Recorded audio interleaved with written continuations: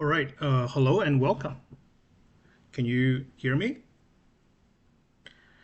I don't know why, but I can't see the chat on my end. I'm on OBS on my other screen, but for some reason I cannot find chat.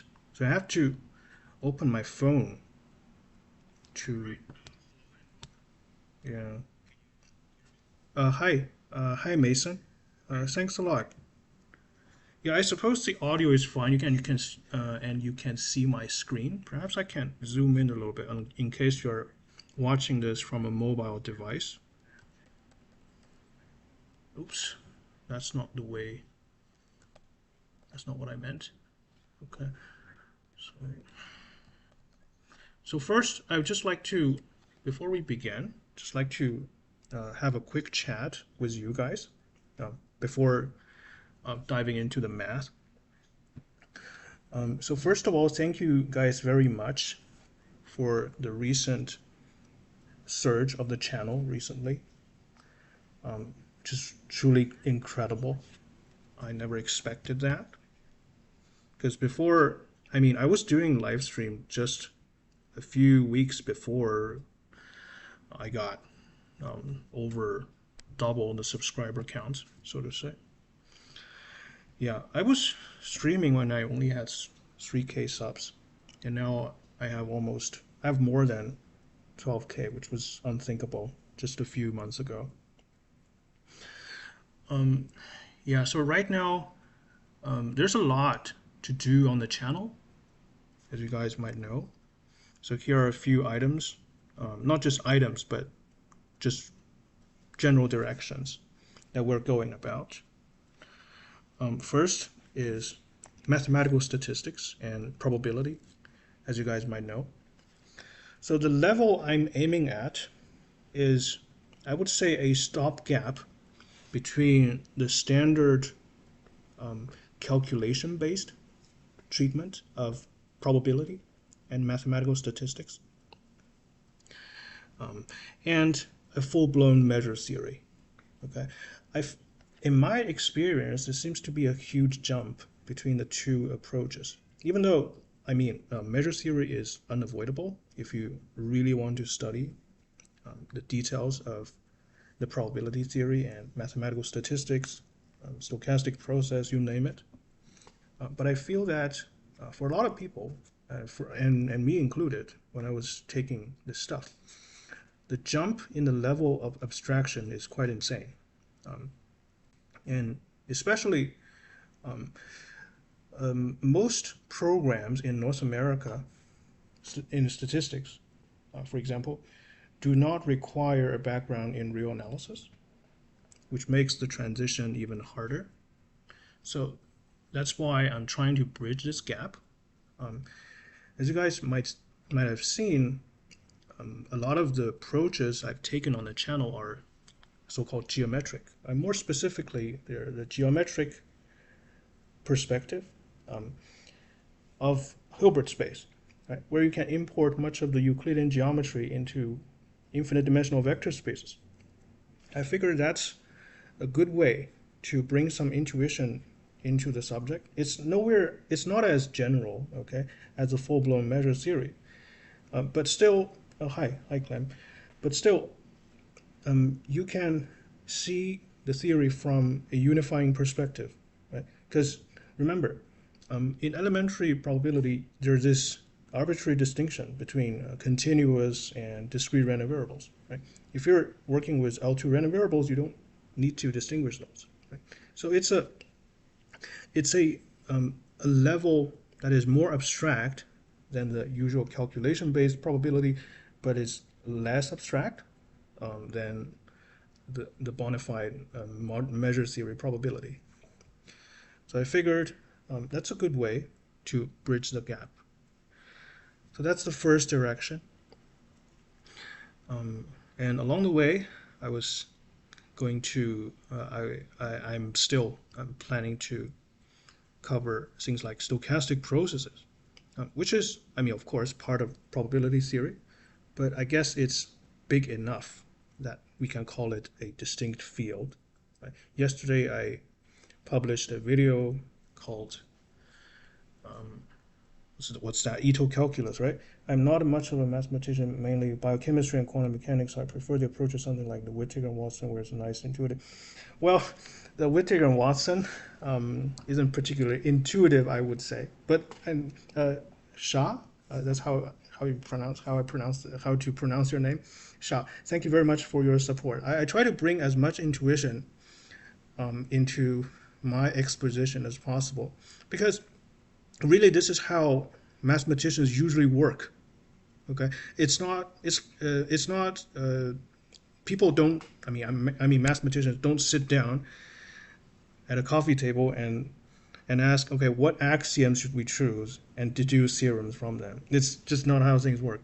You start from specific examples and observations and try to generalize, okay, and try to find counterexamples, and then you eventually you settle down with a short list, okay, of axioms, and typically there's going to be back and forth, trial and errors, and so basically the textbook gives us a polished narrative, it's clean, it seems sometimes rather unnatural, right? So sorry, I should say that much of the math behind QM was mainly invented via intuition. The axiomatic framework was founded after. Yeah, exactly. That was what I was trying to say. So that's kind of my own philosophy as well. So of course, we would not shy away from abstraction on this channel, but we always try to bridge the gap between pure and applied mathematics, abstractions and applications. Right? So that's thank you very much. Cool. So that was the two general direction I was going about. And as of now, the stochastic calculus series is very well received, and thank you guys very much for that. And I think we'll have a great time going over that material. Stochastic calculus is an amazing topic. Okay, I would like to spend nearly as much time discussing the basics as well as applications, because what good is applied mathematics without applications, right?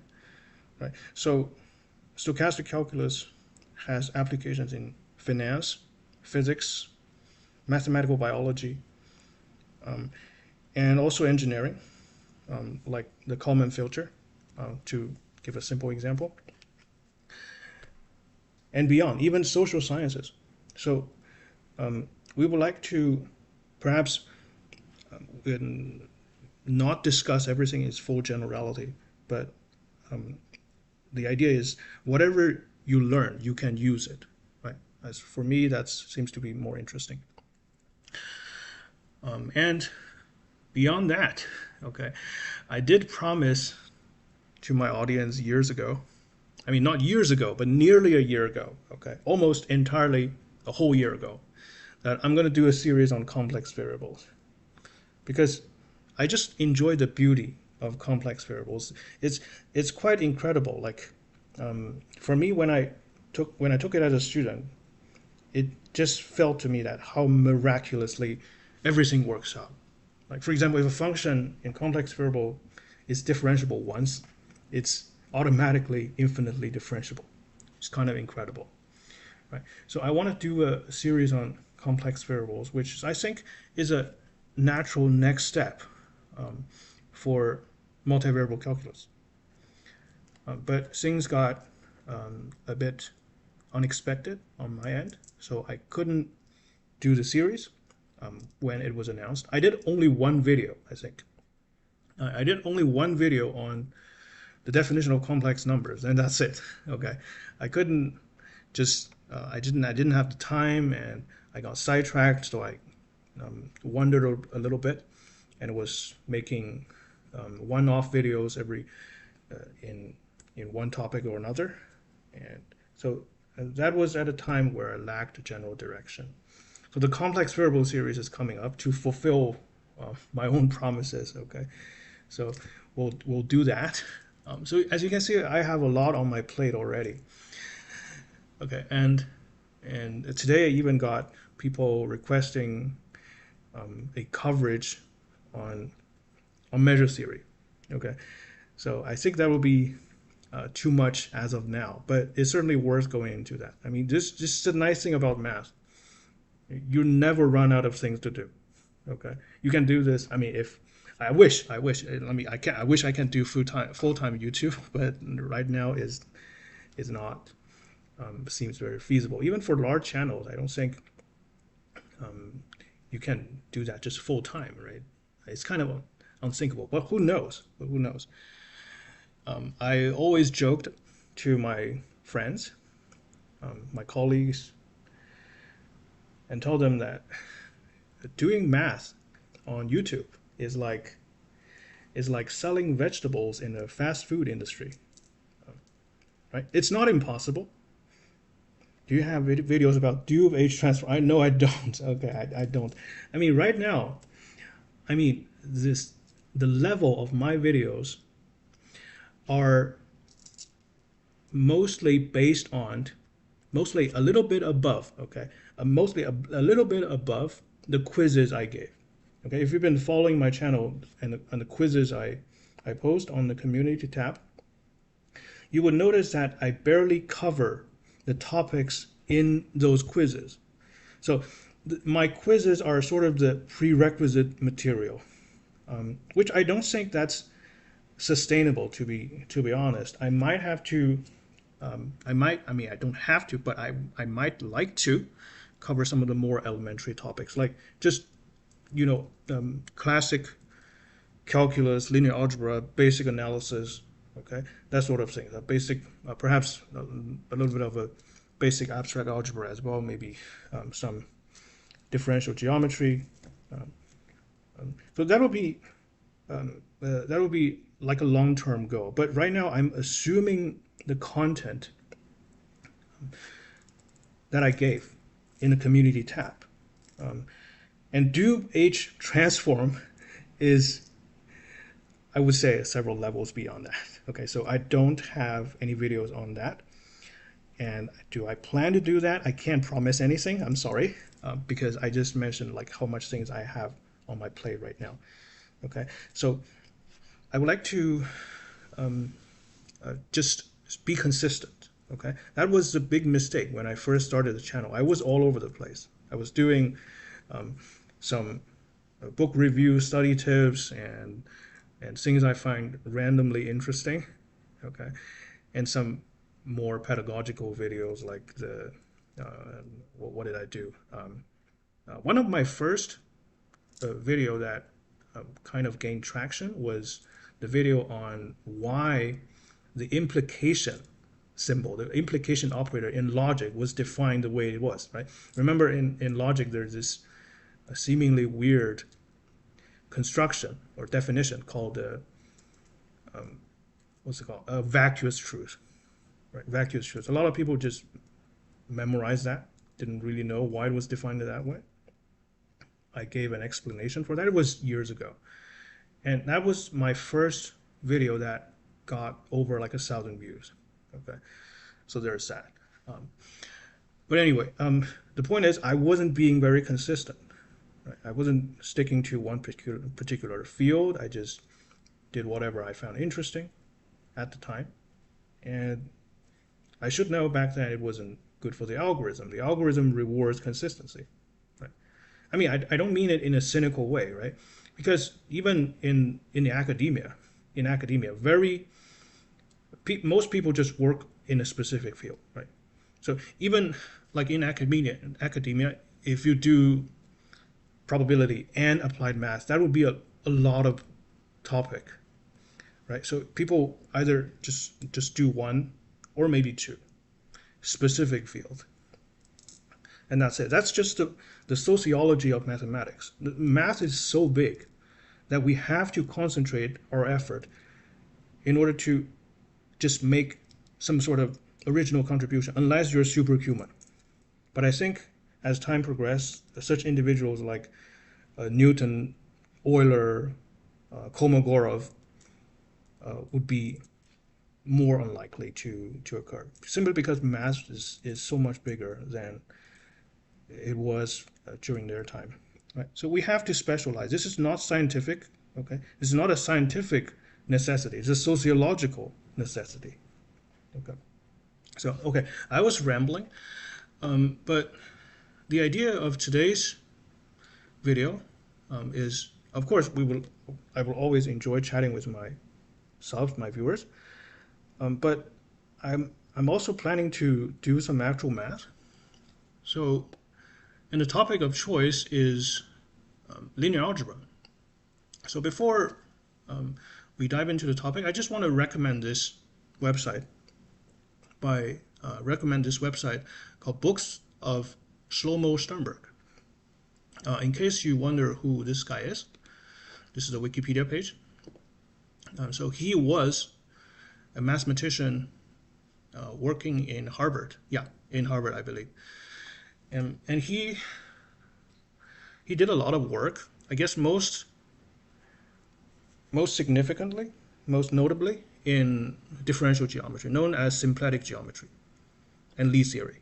So symplectic geometry is so to say the setting of modern classical mechanics.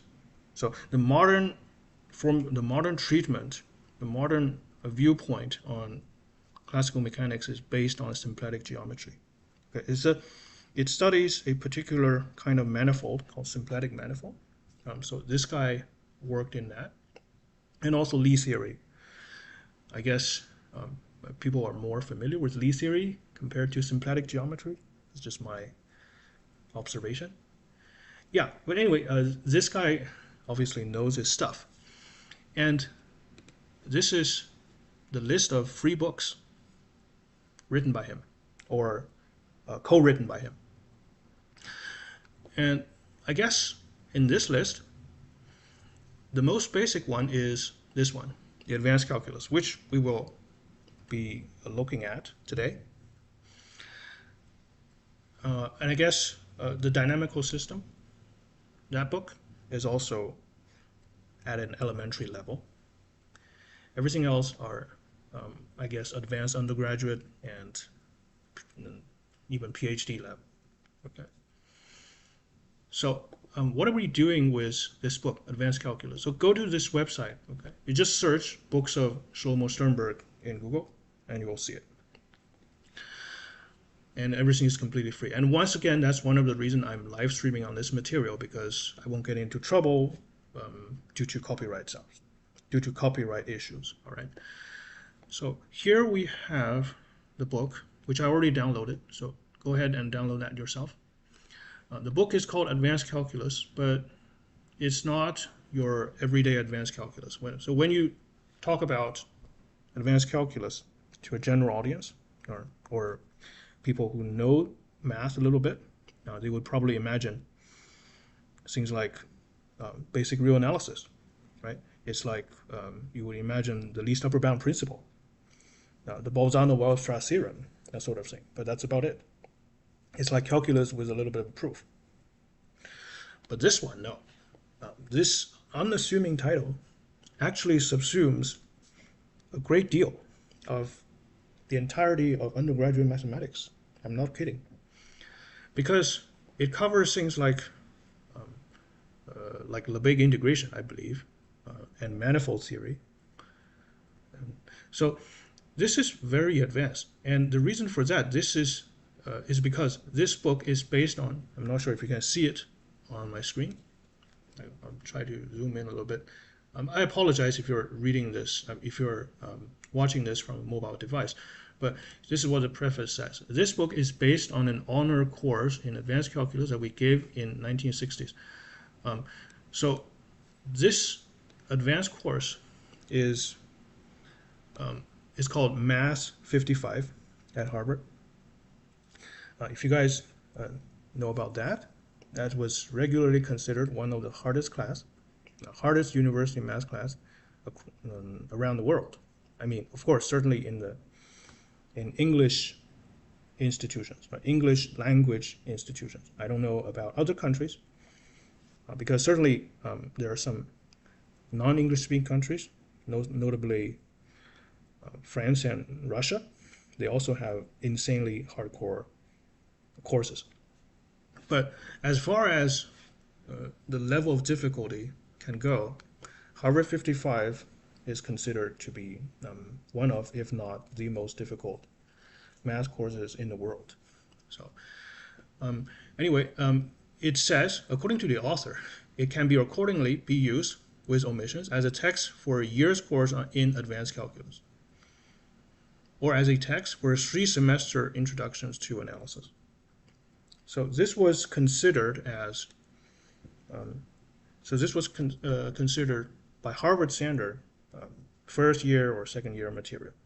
Okay, so we're using this very textbook, but from 1960s. Right, nowadays they have newer books, but I don't think they're freely available.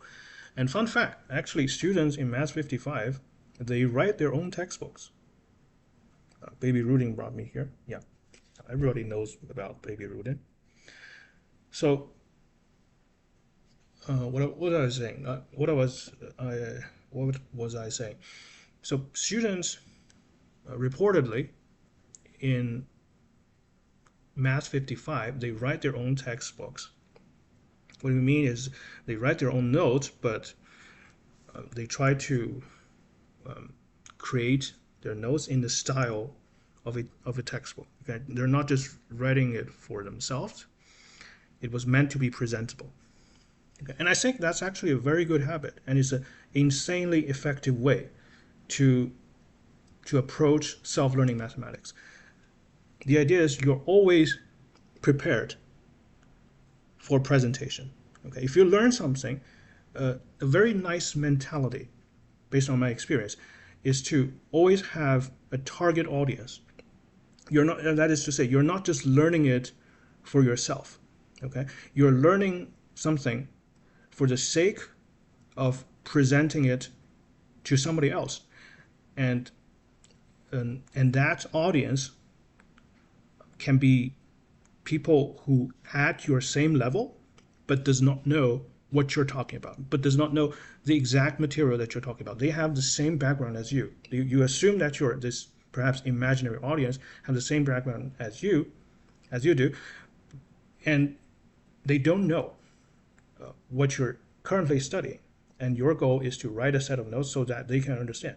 This is, in my opinion, and based on my experience, a very effective way to internalize the material, because you can, when you're doing it, you're consciously looking for places that does not make sense, non-intuitive, and useful examples that helps you click, so to say, with a certain topic. And I think this habit, perhaps, more than the course material itself, is worth adapting, okay, regardless of whatever level you're at.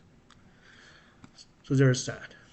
Okay, so I mean, what we're going to do today, shortly, right after I look at the section which I'm about to cover, is chapter 1, vector space.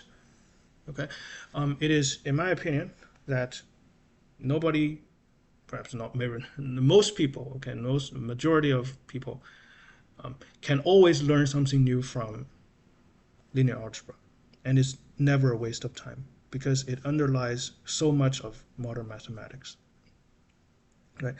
And I'm not promising anything, but perhaps, just in case, okay, it would be a good idea to start a series called The Linear Algebra You Myth.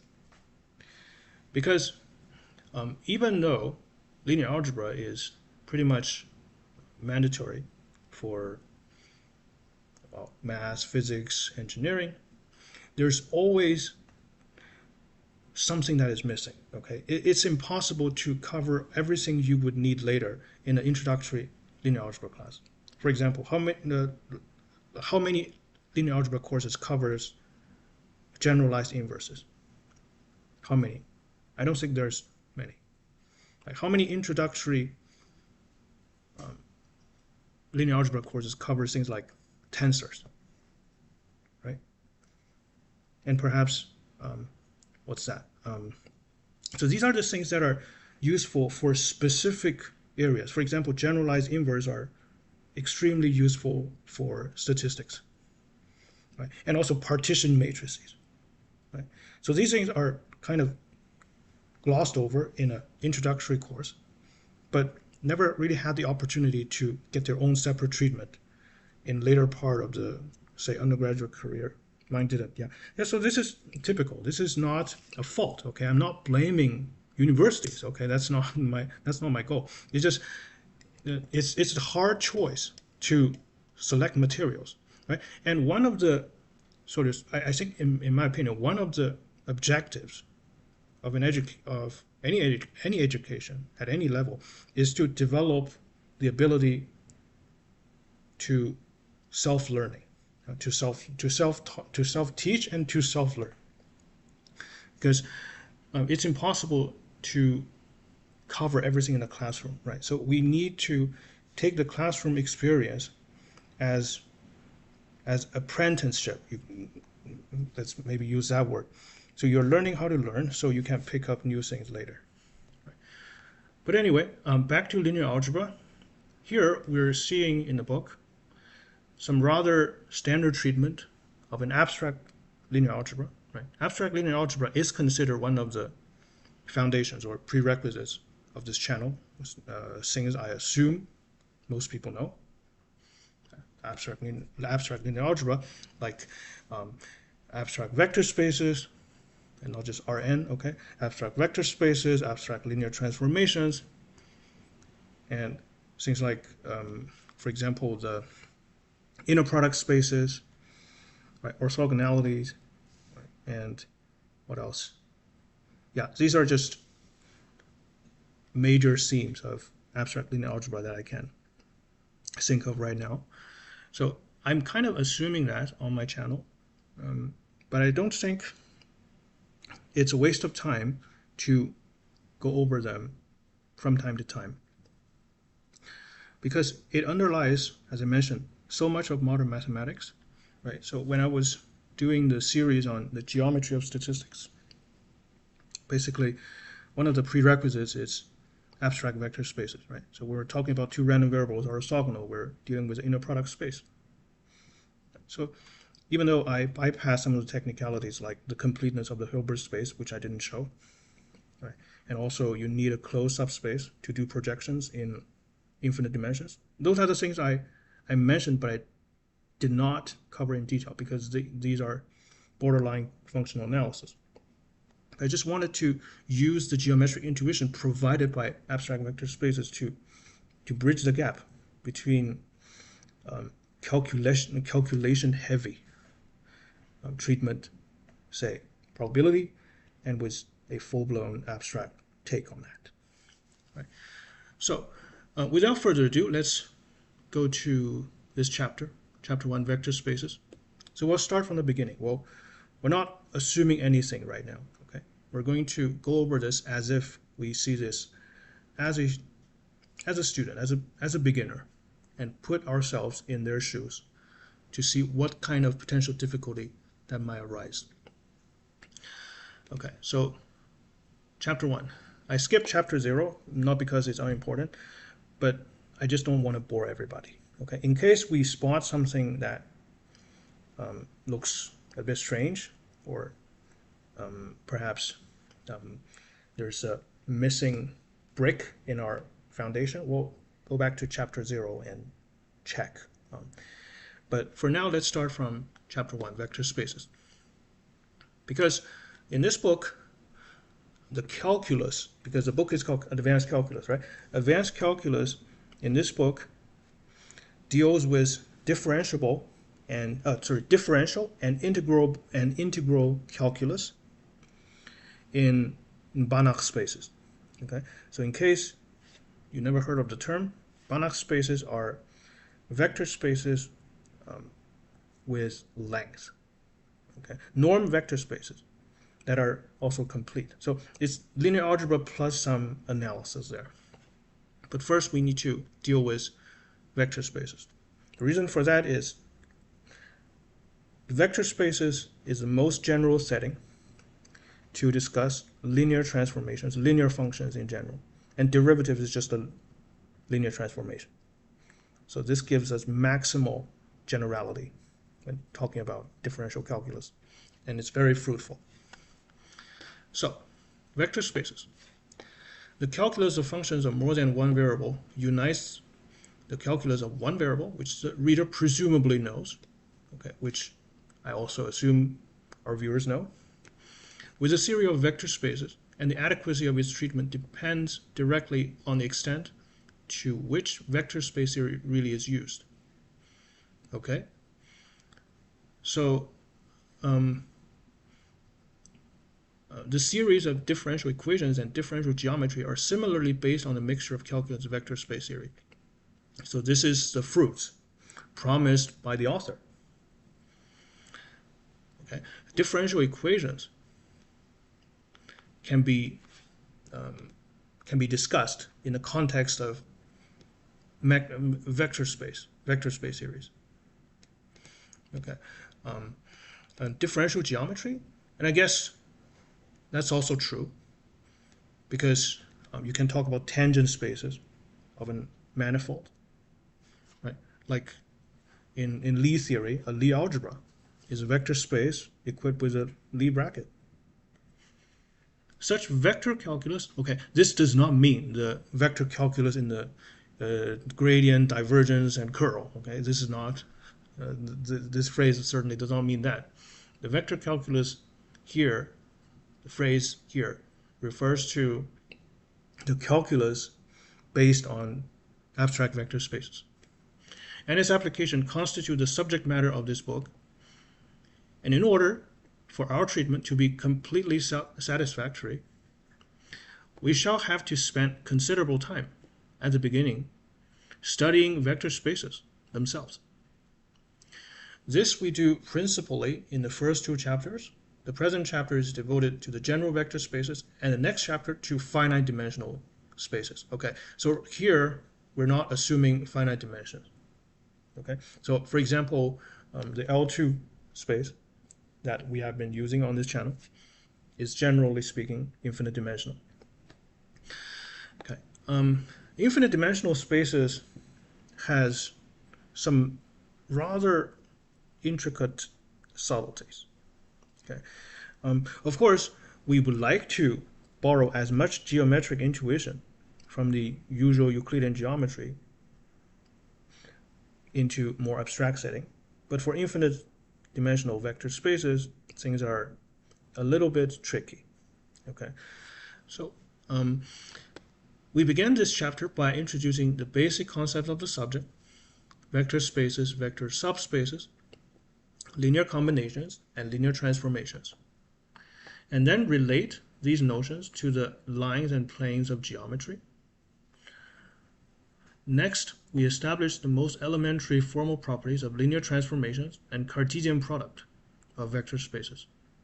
So here, Cartesian product of vector spaces, we're building bigger vector spaces from more elementary ones, and take a brief look at quotient vector spaces.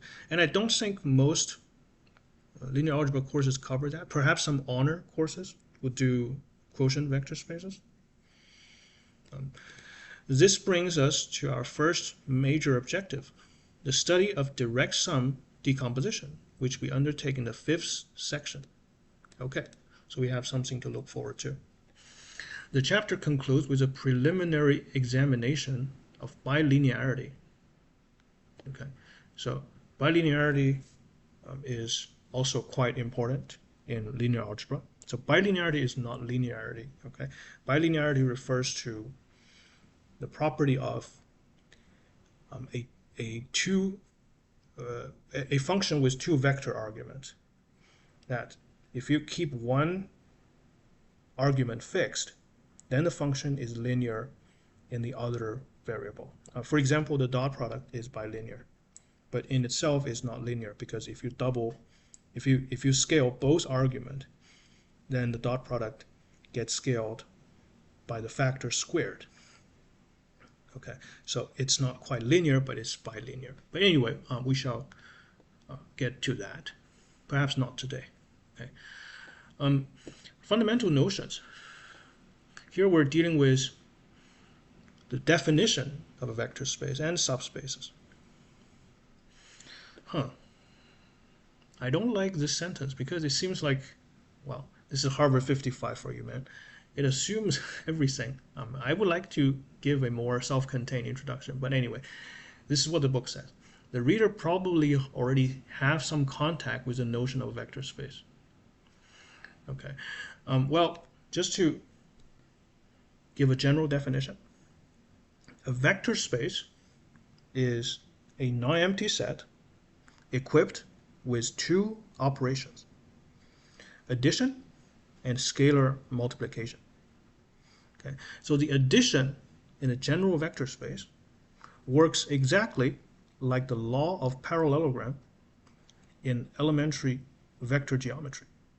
Okay, so we're taking away the details of the operation, but instead just focus on the properties of addition. How should addition work? For example, addition should be commutative, right, which is one of the axioms of vector spaces.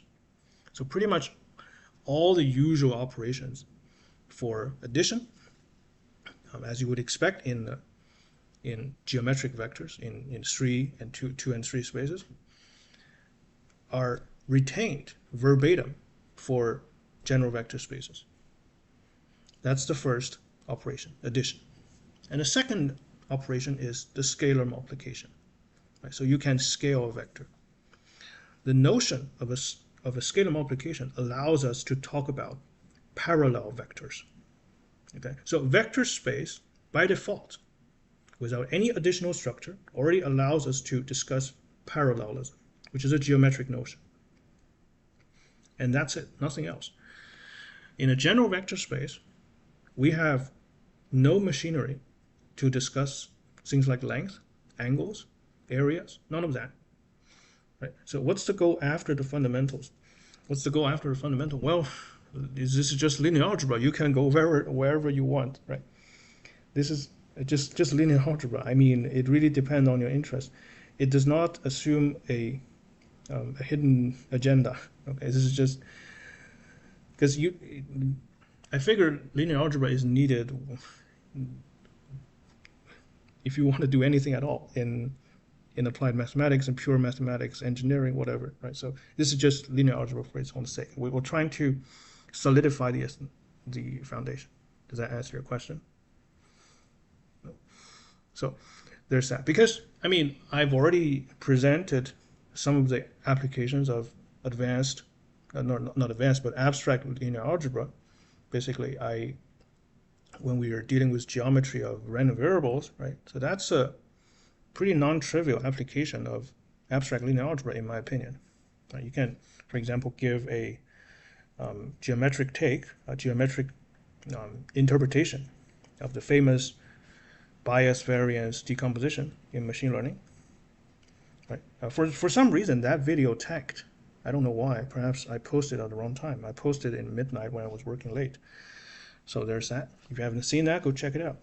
In my opinion, it's pretty cool. So that's a pretty, convincing, in my opinion, motivation to solidify our understanding of an abstract vector spaces.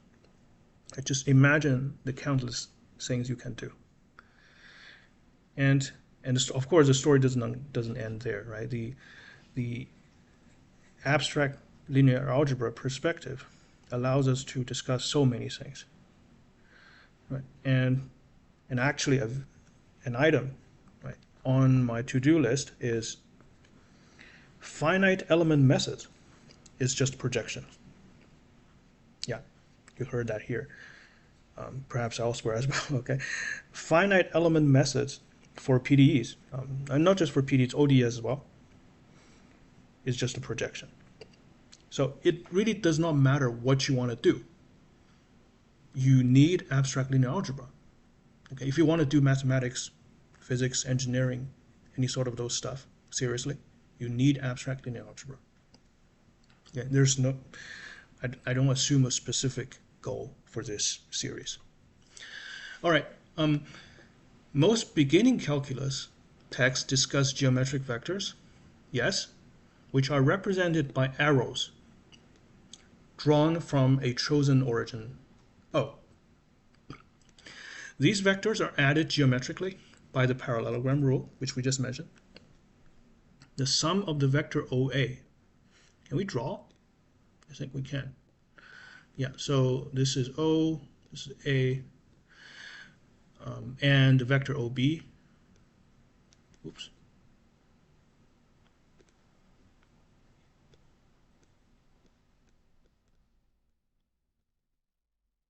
Is this, everybody from high school knows this law of parallelogram. Okay. I'm trying to get used to the drawing feature of this app called UPDF. It's like a Adobe Reader, but it has some nice AI features. I often read paper using this app, but not so much with textbook. This is actually my first time trying with a textbook that is not fully latexify. I don't want applications just. I saw you were preparing the fundamental for an advanced topic. Well, actually, you can't say that. I would say.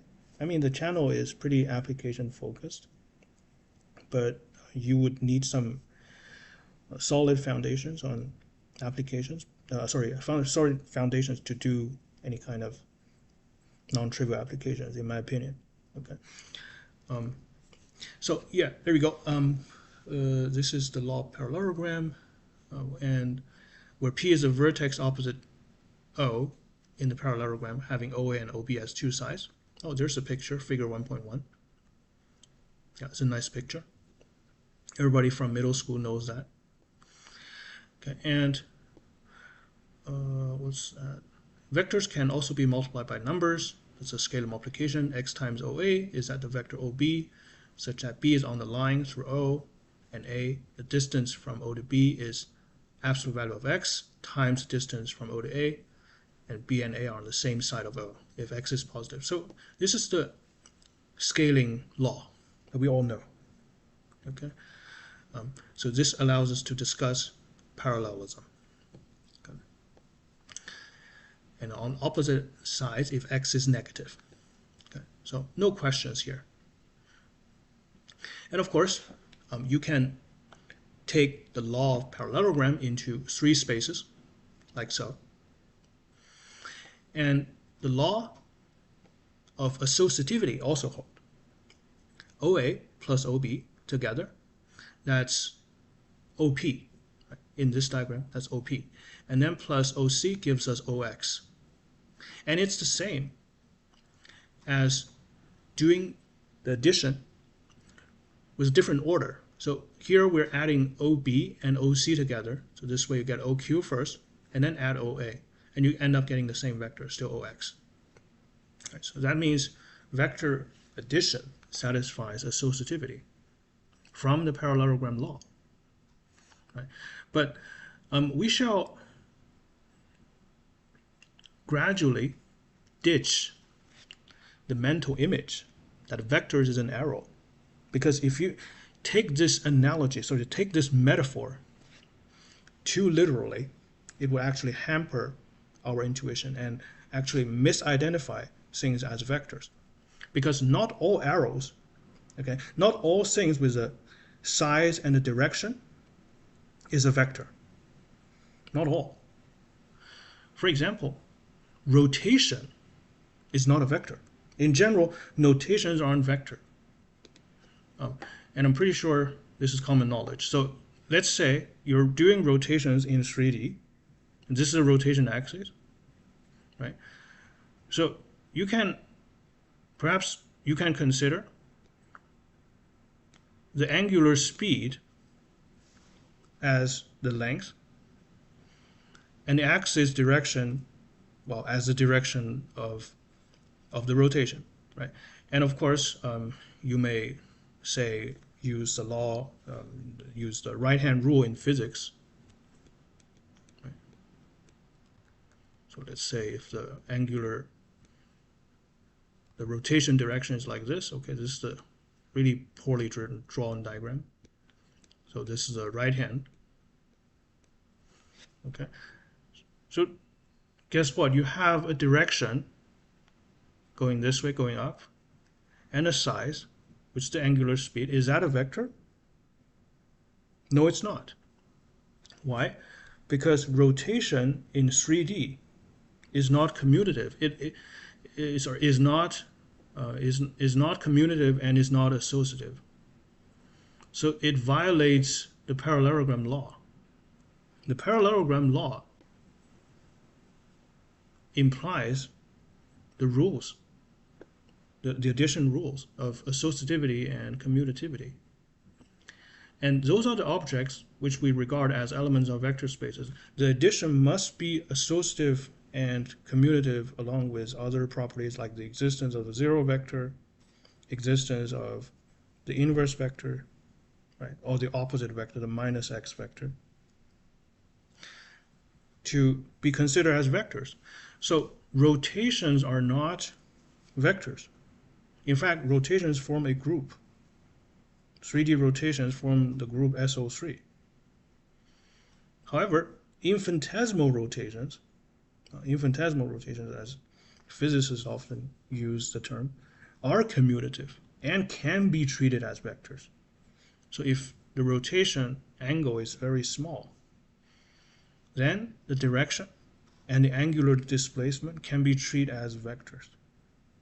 Because in an infinitesimal scale, rotation is commutative and it's a little bit non-trivial. So that's those vectors, okay? Those vectors lives in the Lie algebra. Okay? SO3 is a Lie group, and infinitesimal rotations lives in the Lie algebra. Okay, so what I'm going about is this arrow interpretation of vectors is really a metaphor that we inherit from high school. It's a good metaphor that carries us a long way, but it's time to ditch it at this level that we're dealing with. Okay, so when we're talking about vector spaces, we should only think about the rules they operate, the rules they operate. Okay, and perhaps use the arrow as a visualization tool, but do not take it as literal vectors. Okay. Anyway, let's keep reading. These two vector operations satisfy certain laws of algebra, yes, which we state soon in the definition.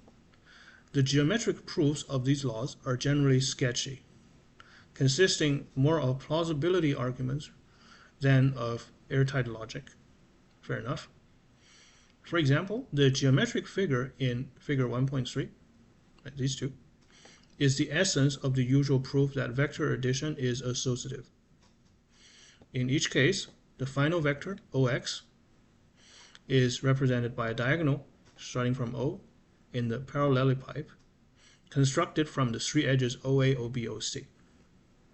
The set of all geometric vectors, together with these two operations and the laws of algebra that they satisfy, constitute one example of the vector space. We shall return to this situation in section 2. Okay, so these are, I would say, suggestive tools that help us internalize these laws, but from modern perspective, these aren't proofs. Okay. The reader may also have seen coordinate triples treated as vectors. True. In this system, a three-dimensional vector is an ordered triple of numbers x1, x2, x3, which we think of geometrically as coordinates of a point in the space. Okay, so I don't know why it uses this weird curly angular bracket notation for coordinates.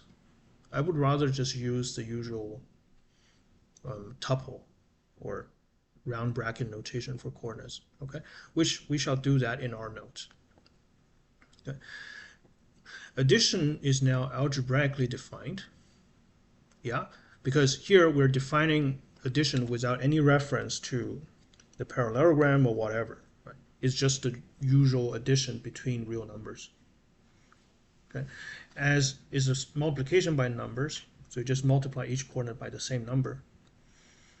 The vector laws are much easier to prove for these objects right? Because you're just dealing with straightforward algebras. These are almost algebraic formalities. The set R3 of triple numbers together with these two operations is a second example of vector space. Okay, so we have the usual the geometric vectors from high school and the ordered triple from first year linear algebra in all the first year linear algebra as a second example of vector space. Fair enough. If we think of an ordered triple x1, x2, x3 as a function x with a domain of set of 1 to 3, so here we're taking a different perspective. We're not associating this ordered triple as an arrow. Okay, we can think of it as a function. We can think of it as a function whose domain is just the set 1, 2, 3, and x1 is the function value of the input 1. x2 is a function value of the input 2, and so on, right? And x3. So this is considered a function. This ordered triple is now considered a function of an integer argument whose range is just 1, 2, and 3. And obviously this generalizes to an n tuple. If you have n coordinates, you can consider it as a function defined on the set 1, 2, all the way to n. Okay? And of course, this is a function space. This is now a function space. So you see where we're going? We're going from a simple visualization, right? The geometric vectors we know from high school, and then we consider the coordinates of these geometric vectors, and now we're changing the perspective of what these ordered triples represent. We're considering them as functions defined on a finite set. And what's the natural next step? Well, the natural next step, of course, is functions defined, real valued functions at least, real valued functions defined in an arbitrary set. They also form vector spaces. Okay. For the moment, we remark that we only define the sum of the triple x and the triple y as a triple z, such that zi is equal to xi plus yi for every I. Makes sense? A vector space then is a collection of objects that can be added to each other and multiplied by numbers, right? Which we just mentioned. This is a bare bone vector space. It always comes with these two properties. Right. So imagine, when I was teaching this stuff, I always give the analogy of buying a car. So imagine you have a base model and you have more advanced customizations. For example, in the product space is the luxury version. You have so many additional structures to talk about, right? But here, the vector space, you can just think of it as 4 wheels with an engine. It allows you to go from point A to point B, but it's not a particularly fun experience. Okay, but it gets the fundamentals right. So here we have the bare bone vector space with these two operations. Right. So formally, addition is a mapping that takes an ordered pair of elements in V to another element in V. So the ordered pair alpha beta, where alpha and beta belongs to V, gets mapped to a new element called alpha plus beta.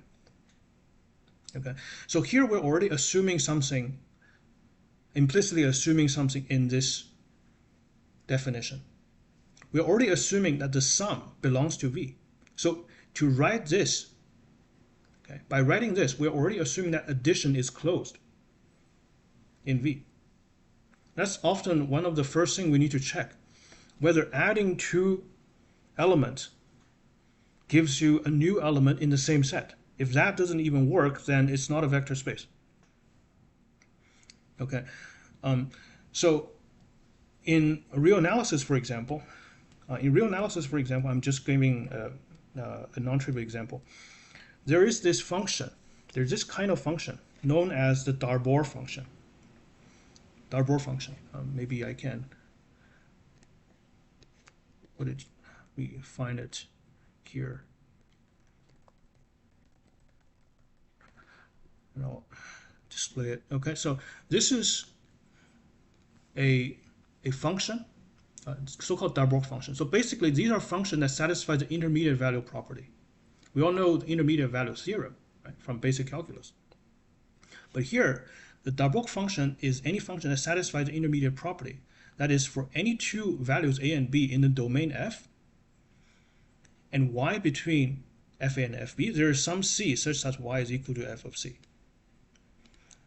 Right? The intermediate values theorem says continuous function has this property, but now we're flipping this around and say, okay, what are the functions that satisfy the intermediate value property? And then it turns out that the function does not have to be continuous to have this property.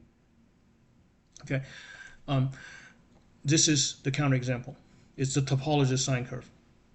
This function right here. This function is discontinuous at 0, but if you pick, say, two values between the intervals -1 to 1, any value can always be attained, even including the 0. Of course, 0 can always be attained by the sine function. So the function is discontinuous, but it still satisfies the intermediate value property. And this function, this kind of function is called a Darboux function. The Darboux function, the collection of Darboux functions do not form a vector space. Do not form a vector space because what? Because why? Because it turns out that any real value function f on the real line can be written as the sum of two Darboux functions. This is a highly non-trivial theorem. Okay, any real value function, including functions that does not have the intermediate value property. So this just tells us that the sum of two Darboux functions, two functions that have the intermediate value property, is not necessarily a function that satisfies the intermediate value property. So additions between Darboux function is not closed, and therefore Darboux function does not form a vector space. Okay, so this is a highly non-trivial example. Okay, so this tells us that the first thing we need to check whether a set, how many chapters is planned to cover from the book? I don't know. Okay, so I'm not, because as I said, I'm pointing out resources. Okay, I cannot promise I'm going to make it a consistent, a start to finish. I mean, right now I have too many obligations, but I did promise earlier in the stream I will do a series on complex variables. Okay, which I promised over a year ago. I don't want to. So this is, as I mentioned, I point to this resource of books by Sternberg. Okay, and I don't think we will have the time in the near future to cover, say, the majority of the book. Okay, and I think it wouldn't be very fun either, right? Because as you can see, it's mostly just reading and commenting on stuff rather than doing my usual style of videos, right? So people might get bored. But I think this is an interesting book and it's worth taking a look. And so whenever I have time, I'll try to read it. Okay, let me not read it, but like working through it on live stream.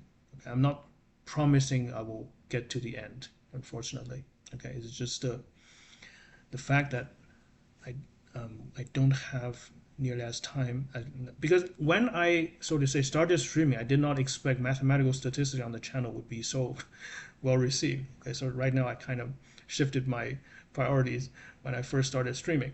But anyway, I hope you sympathize my position right now. There's really a lot of topic for me to cover. So anyway, here we're trying to emphasize the fact that addition must be closed. Okay, and also scalar multiplication is considered as that'll take what your video being intro and resources into pretty cool stuff following motives and important theme. Yeah, I would like to kind of introduce my style of learning and teaching mathematics, and perhaps that's more important than me covering a specific topic, if that makes sense. So I just followed after his video on stochastic. How often does me usually stream like this? Good question. I'll try to do that once a week. Okay. Yeah, this is what I take your videos, being intro and resources into pretty cool stuff, following what is important seems. Thank you very much. So we just mentioned there are two operations, and these are the axioms, which are pretty straightforward: associativity, commutativity, existence of zero vector, existence of the negative vector for each vector. Okay? And you have also the axiom for the scalar multiplication. So, after reading this definition, we immediately feel something a little bit uncanny. Hi, Ming, why did you choose this book as opposed to other advanced calculus book? Well, because it's Harvard Math 55. It's pretty unique in that sense. Okay.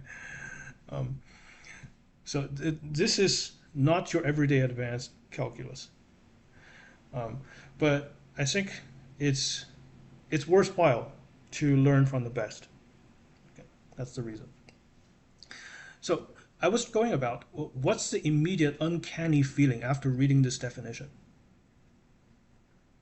Well, my feeling is that, how do we distinguish a vector from a scalar? So from this definition, a real number is a vector. I mean, there's absolutely nothing wrong with that. But if this is vector, then what is a scalar? Right? So the geometry seems to be completely erased from this definition. What is a scalar? I mean, I have no problem working with this definition. But if this is a scalar, what is it? But if these are vectors, what are scalars? So as it turns out, I mean, way down the road, there is a distinction between a vector and a scalar. That distinction only comes when we start discussing tensors. By that, right now I'm taking a more physicist attitude towards tensors, okay? A physicist perspective on tensors. So here, in this definition of vector space and vectors, you can not distinguish a scalar from a vector, okay? But from a perspective of tensor calculus or tensor algebra, a scalar is a tensor of rank 0. And a vector is a tensor of rank 1. So if we go down the road, of course, in this book, we will encounter tensor. So tensors are objects that transform according to certain laws. Okay. So even though the coordinates change, if you change the bases, okay, change the coordinate axes, the geometric object of a vector should not change. Otherwise, the physics would make no sense. It would depend on the observer, right? So that's not what we want in physics. So a vector is what physicists call a rank 1 tensor. Its component changes, but in a predictable way when the coordinate axis changes. And a scalar does not change at all. So imagine temperature is a scalar, right? Temperature is a scalar. If you change your coordinate system in your room, the same points still have the same temperature. Hey, Ming, why did you choose this? Okay, it's just the same question. Sorry. Okay. I'm reading the chat on my phone because I'm such a noob when it comes to OBS, and I can't even locate the chat window here. But anyway, so yeah, I was just briefly commenting after reading this definition of vector space. There seems to be very little distinction between a vector and a scalar. And indeed, scalars like R and Q can be considered as vector spaces. The real distinction between a scalar and a vector only appears when you consider tensors. Okay, scalar is a rank 0 tensor, and a vector is a rank 1 tensor. In a rank 0 tensor, if you change the coordinate axes, right, the rank 0 tensor does not change, simply does nothing. The transformation law is do nothing. But for rank 1 tensors, okay, But for rank 1 tensors, which we usually refer to as vectors in applications, these are their components change in a predictable way when you change the coordinates. So that's the distinction. Okay, so I guess it's worth mentioning that. In the context, let's continue reading. Okay, let's continue reading the text. In context where it is clear, as it generally is, which operations are intended, we simply refer to the vector space V. All right. Certain further properties of a vector space follow directly from the axioms. Yeah. Okay, so you can prove things like the zero vector is unique. You know what? Why don't we just do that? Why don't we just do that? Okay, prove the vector, the negative is, sorry, the zero vector is unique. Let's do that. Can we do that?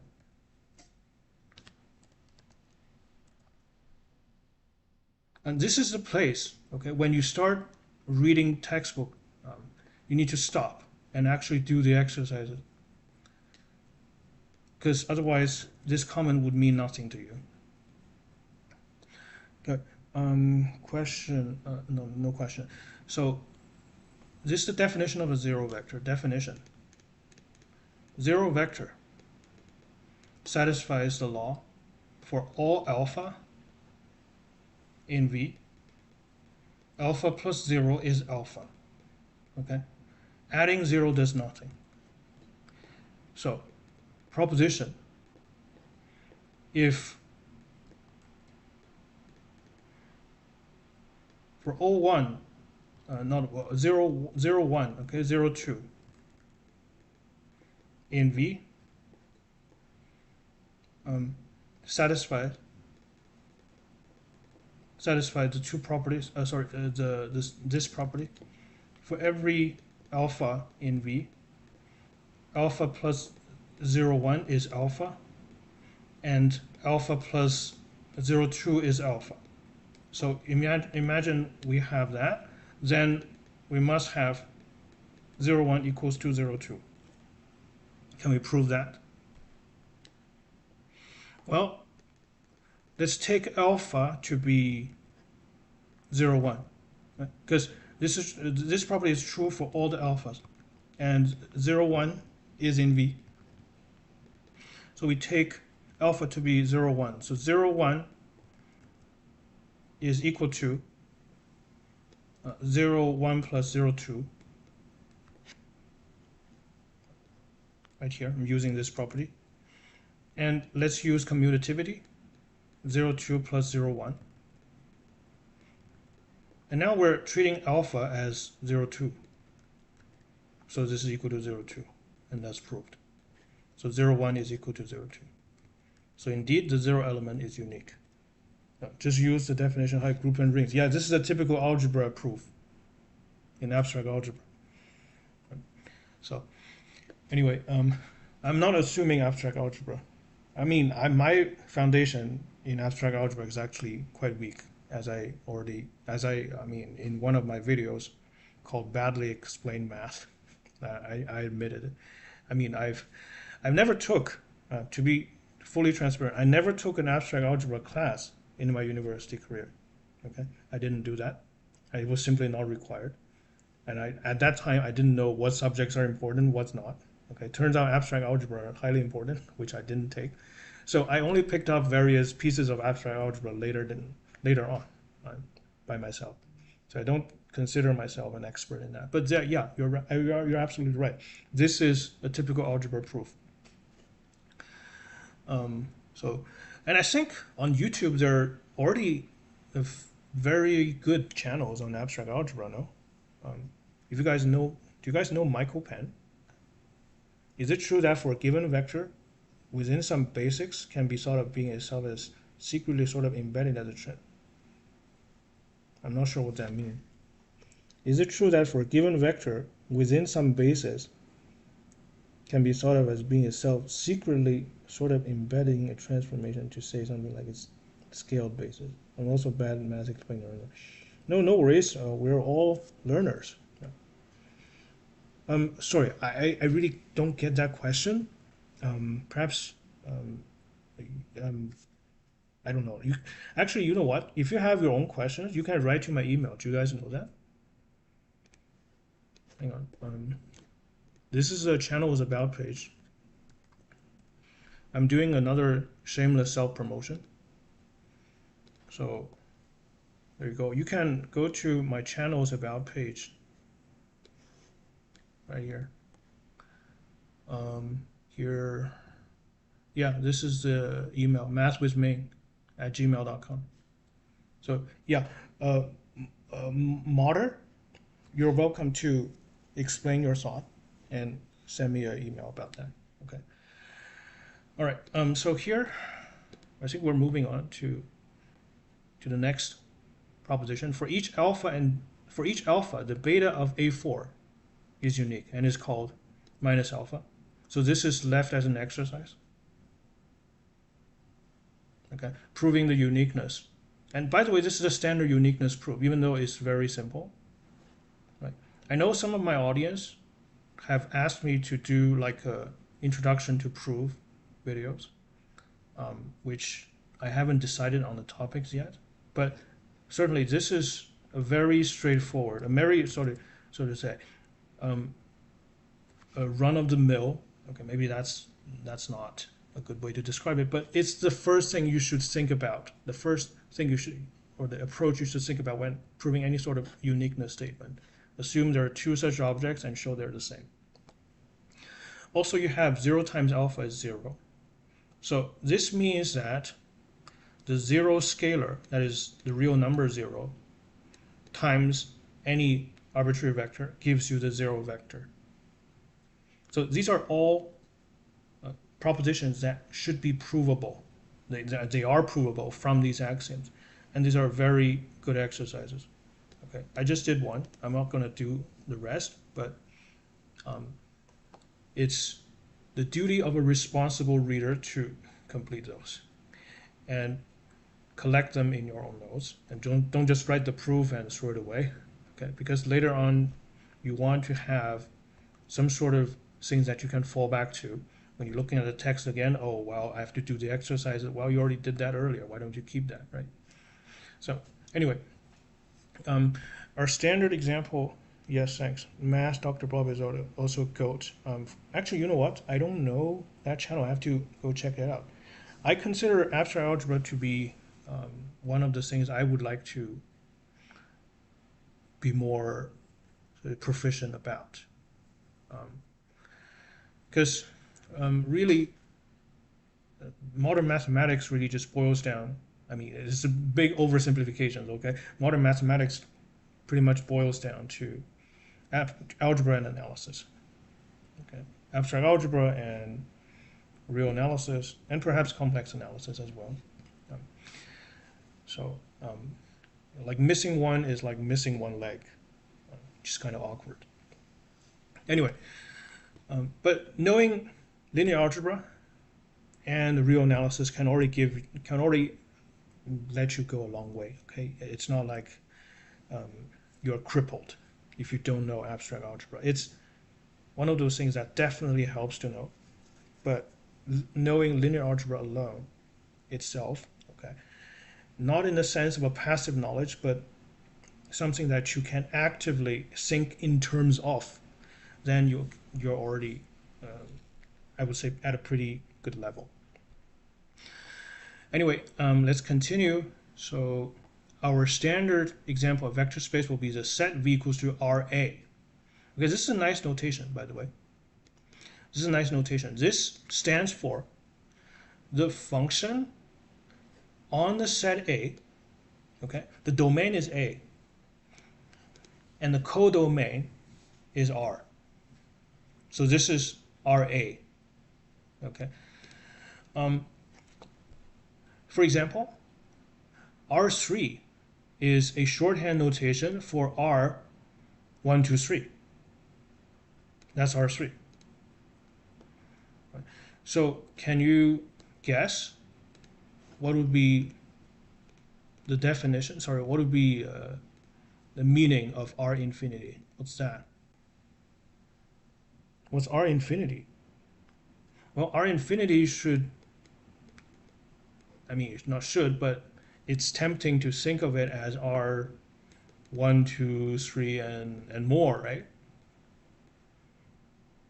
Or to be perhaps more accurate, let's write R raised to the n. What's that? Well, this is a function, real valued functions defined on the set n. Because that's just the set of all real sequences. Of all real sequences. Okay. And this is a vector space.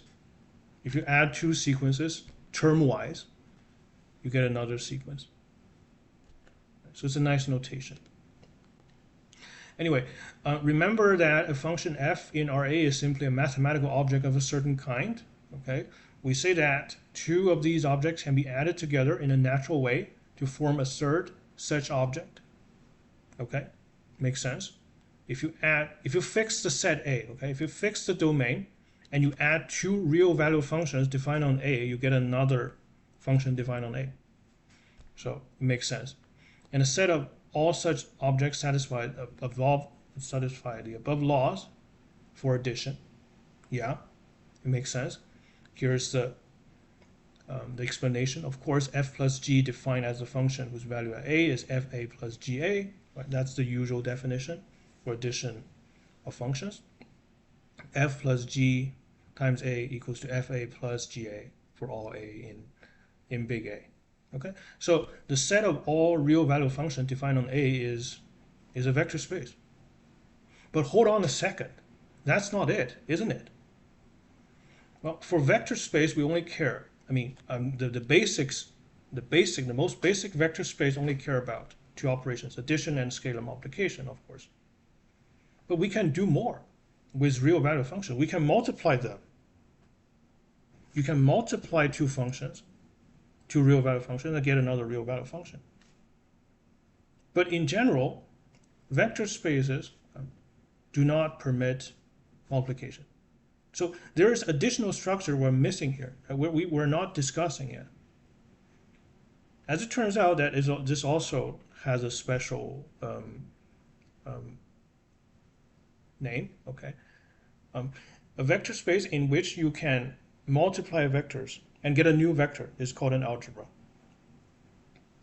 It's called I mean, the name is not very descriptive. It's literally called an algebra. So here we see that if you have two real value functions, of course they form a vector space, but in fact you can say more. It is in fact an algebra, because taking the product of two functions still gives you another real value function. And if you say, we take the R3, the usual 3 space, you can consider that as an algebra too. Why? Because in R3 we have the notion of a cross product. Right?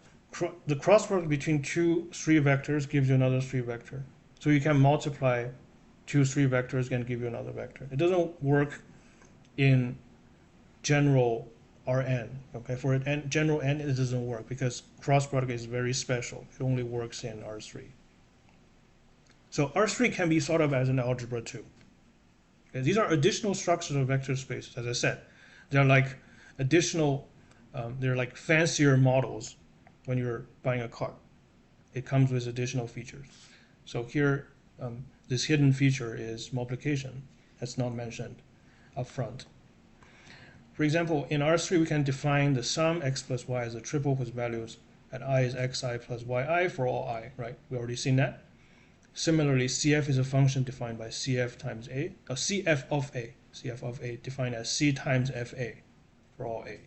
Okay, so these are all very natural stuff. Laws A1 through S4 follow at once from these definitions and the corresponding laws of algebra for the real number system. Okay, fair enough, because the reason that f plus g, so to say, satisfies the law of commutativity is because adding real numbers is commutative. It boils down to that.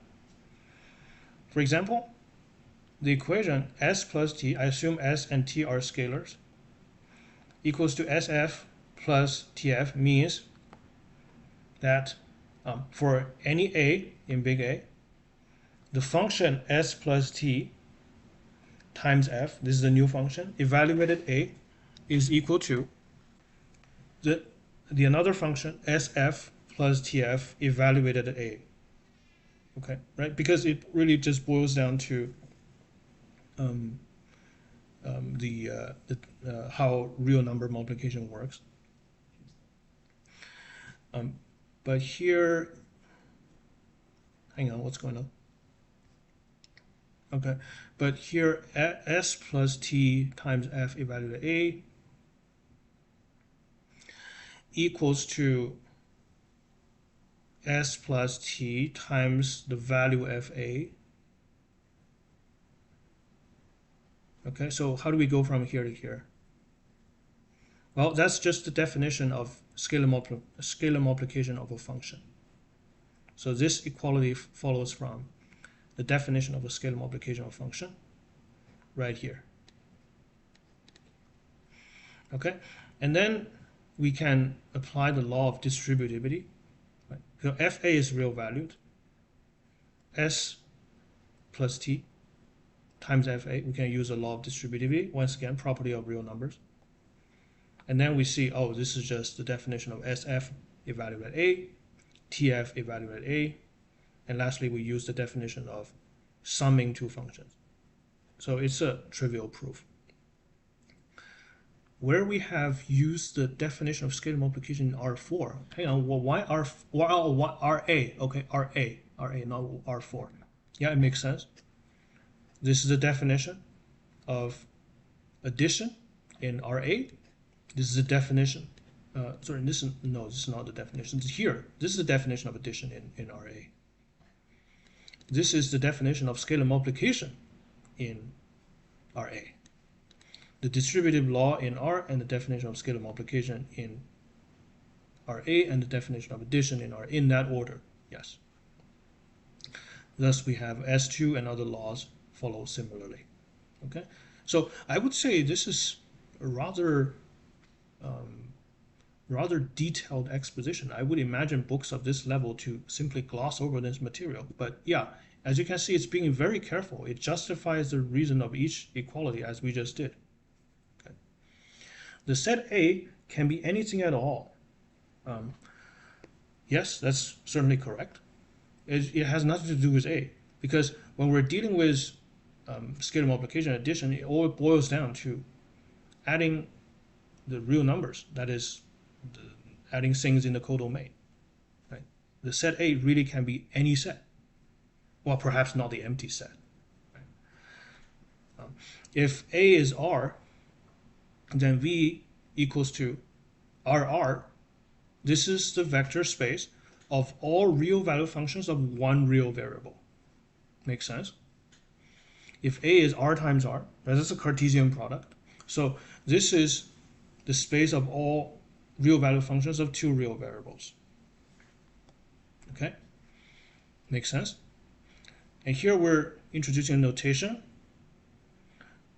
The finite set 1, 2 as 2 bar. Okay, I think this is rather idiosyncratic. I've never seen this notation elsewhere. But anyway, R bar is just R2. Perhaps that's the reason you never see it. Right? It's simply R2. It's a Cartesian plane. If A is 1, 2 all the way to n equals to m bar, then V equals to Rm bar is a Cartesian n space. Right? This is the usual Rn. Right? If A contains a single point, okay, that's perhaps the most trivial example. Right? So if A only contains a single point, that means the domain of the function only has a single point. So the function can only take one value. Right? If A contains a single point, then RA is a natural bijective image of R itself. Yeah. So can we understand this sentence? If A contains a single point, then what's RA? Well, RA is the function is the set of functions, right? It's the set of functions whose domain is a single point. If the domain is a single point, then its value is a single point. So this is a natural bijective image of R itself. How do we prove that? I know this sounds rather silly because you almost never see a function with just one point in the domain, but let's actually prove that. So let A be just a singleton. Okay? So we claim that there's a natural bijective image. Let's write RA. Is that how you write it? The isomorphism? Is that the notation for isomorphism? Actually, I'm not sure. But yeah, there's a bijective image of R. Let's just use that, okay? This stands for isomorphism. Isomorphism means there exists a bijective image. No, sorry, there exists a bijection between the two sets. Now, the isomorphism is the bijection, by the way. The isomorphism, the noun, is the bijection. And we say the two sets are isomorphic. How do we find that function? The proof requires a construction of the isomorphism. So let's do that. How do we do that? So, well, you need to take a function from Ra and map that to a number in R. Right? So let's consider the function f belongs to Ra. Okay. And define. Actually, you know what? So let's write define. Let's give it a name. Give the isomorphism a name. Say big phi. Okay. The big phi is the set from Ra to R. Let's think about what it does. So that it takes just, what did I just do? What on earth did I just, my God. I think I just erased by pressing a wrong button. Anyway, so let's rewrite that. Okay, A is a singleton. My goodness. Claim Ra is isomorphic to R. Prove, define big phi from Ra to R. Yeah, this is how I work when I was doing my videos. Before everything is polished, I write my scrap paper in paint. Yeah. Anyway, so how do you define the isomorphism? Well, we can simply take f and map that. F is a function to fa. By the way, this is the notation for the image. Actually, that's not very nice because image is a set, right? Image is a set. So here we just want a real number. I don't want to set a singleton of real number. That's not very nice. So why don't we just do fa, f little a. So this way it avoids that little technicality. All right. So yeah, a function in Ra just gets mapped to f of a, where little a is the only element in big A. So it seems like a natural choice for isomorphism. And now we need to show this is indeed an isomorphism. So we need to show that this is one-to-one and onto. Right? We need to show this is one-to-one and onto. So first of all, one-to-one. A big phi is one-to-one. Okay? This is what I mean. Big phi is one-to-one. That's the first part of the proof. And the second part of the proof is to show big phi is onto. Which part is easier? I don't know. So let's do the first part first.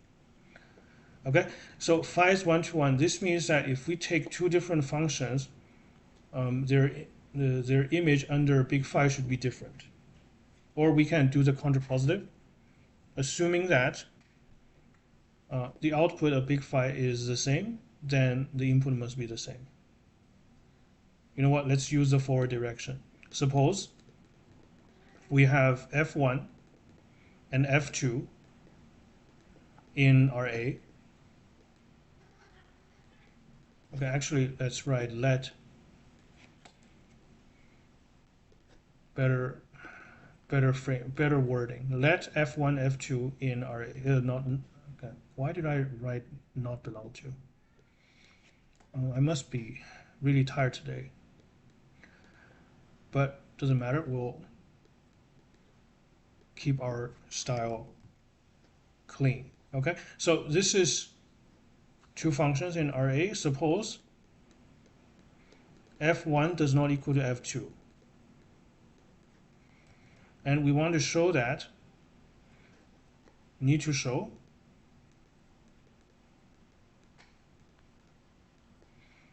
phi of F1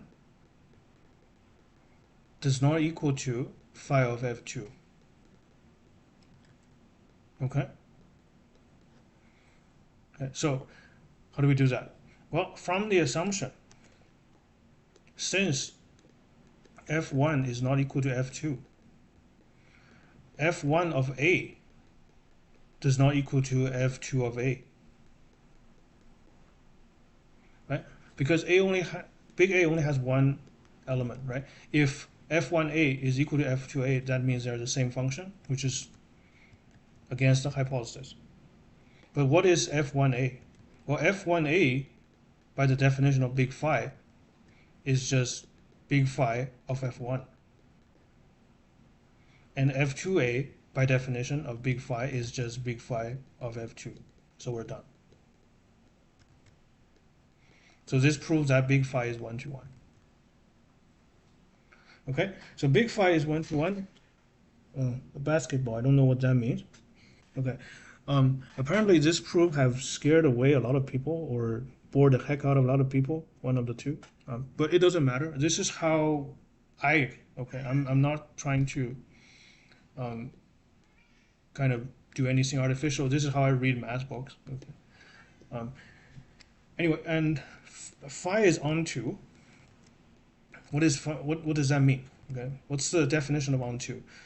So that means we're going to show that for any element in the codomain of big phi, there is an element in the domain of big phi such that big phi of that element is equal to, well, the intended target. Okay, so what we need to show, so we start the proof like this: let x in R. Okay, this is actually a shorthand sentence. This shorthand sentence means that let x be a number in R that is arbitrary but is now fixed. Okay, so we don't, it's the same principle applies to the sentence here. Let F1 and F2 be in RA. This means that we're considering two arbitrary elements from the set RA, but now we're fixing them. So okay, this is basically, this is a very common shorthand in proof writing. Okay, the full sentence should be let x in R here, and now let x in R be arbitrary but now fixed. But we're lazy. We don't want to write that. Okay, we just write let x in R. What we need to do, we need to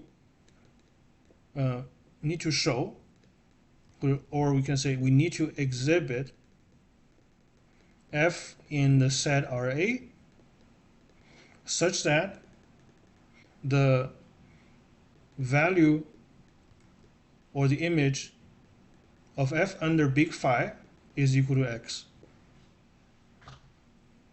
But this is the definition of onto-ness. And since because x is arbitrary, which we did not write but assumed implicitly in this style of writing, if this is shown, then it means that for any arbitrary x in R, there exists an element f in RA such that phi of f is equal to x. Okay, just basic proof writing literacy. Okay.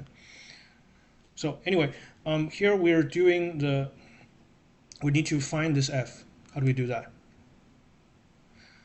Perhaps it's worth doing some scratch work. Sometimes showing existence is harder. Right? We need to think about how do we find this f. But here it's rather easy. Right? You just map a to x, and that's your function. Okay, so there you go. Let f define f from a to real such that with fa equals to x. Okay, so then big phi of this f So and we can put a star here to distinguish this is a special f that we tailor-made for this particular x. Okay, so phi of f star by the definition is just f star of a. But what is f star of a? We just mentioned that this is x as needed. So this finished the proof that phi is on 2. So phi is 1 to 1 and on 2. So therefore phi is an isomorphism, a bijection, an isomorphism, whatever. Okay. In general, you would say things like isomorphism if the sets have additional structures. For example, as we will probably see, I'm not sure if we will do that today, you can talk about isomorphism between two vector spaces, right? You can do that, but it's not enough for the bijection to be simply a bijection. It still needs to respect linearity structure. Okay. So isomorphism typically refers to, and not just isomorphism between vector spaces, okay, isomorphism between fields. You can have isomorphism between fields and ordered fields, that sort of thing. It's a bijection, but it also respects the additional structures that is included in those sets. Here it's perhaps better to simply call phi as a bijection because it carries no additional properties. Isomorphism typically carries additional properties. Here in a textbook it says is a natural bijective image of R itself, which we just proved, right? We just showed the existence of a bijective map. But if you want to claim further that this is an isomorphism, then you need to show that this phi respects the linearity structure. Or you can, to put it perhaps simpler, you just show that phi is a linear function. Okay, which I left as an exercise. Okay, so yeah, but this proof is sufficient for showing this claim. And of course, R is a trivial vector space with respect to its own operation. Sure, no problem. Now, let V be any vector space, and suppose that W is a non-empty subset of V that is closed. Shut up. It's my cat, by the way. Like, she's very vocal right now. I don't know. She already had dinner.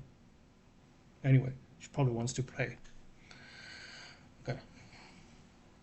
Anyway, so here we have W. Can you shut up? Oh, poor kitty. W is a non-empty subset. We're not talking about subspace yet. Okay, this is just a subset, non-empty subset of V that is closed under the operations in V. Well, that's a subspace, isn't it? That's a subspace. Did that say it? Well, okay, anyway, that is if alpha and beta are in W, then so is alpha plus beta. And if alpha is in W, then so is x alpha for every scalar x. That's literally the definition of a subspace in linear algebra.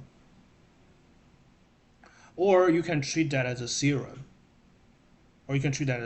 So What we call subspace or vector subspace in linear algebra is first a subset of vector space, and it's in itself a vector space, right? But because checking a vector space is sometimes tedious, right? You got all these axioms to verify.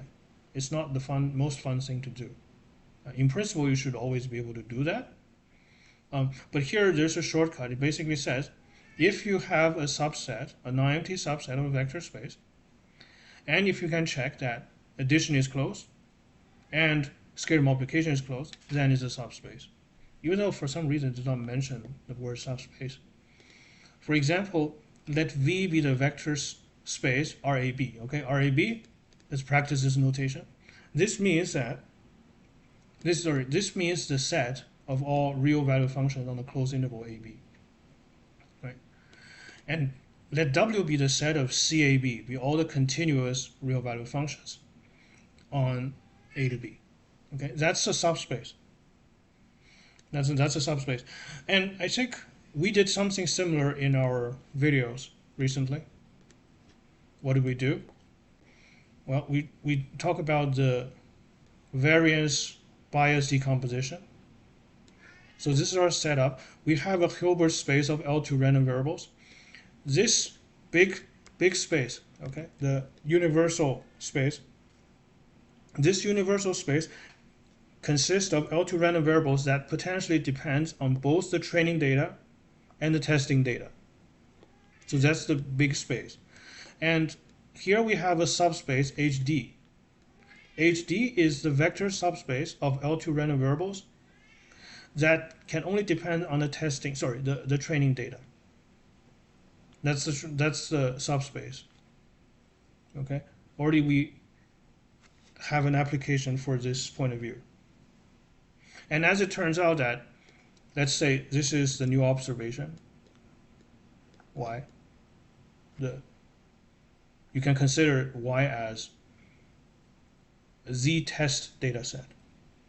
Okay, the response in the test data set. And because the noise in the test data set is orthogonal to, this is the noise epsilon. Y is equal to f of x plus epsilon. F of x is deterministic. Epsilon is the noise with zero mean. Then you have this geometry here. This is f of x. And f of x, because it's purely deterministic, it lies in the subspace of HD, called the span of 1.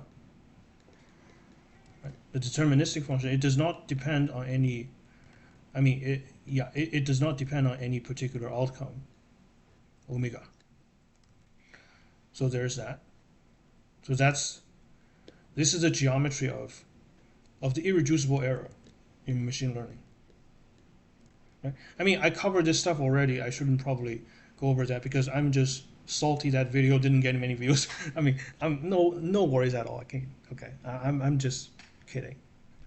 If you want to check out that video, by all means do that. But of course, you don't have to.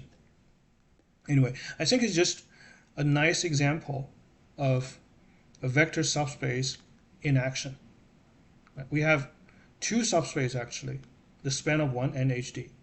And this is in fact a nested sequence of subspaces. So H contains HD, and HD contains the span of 1.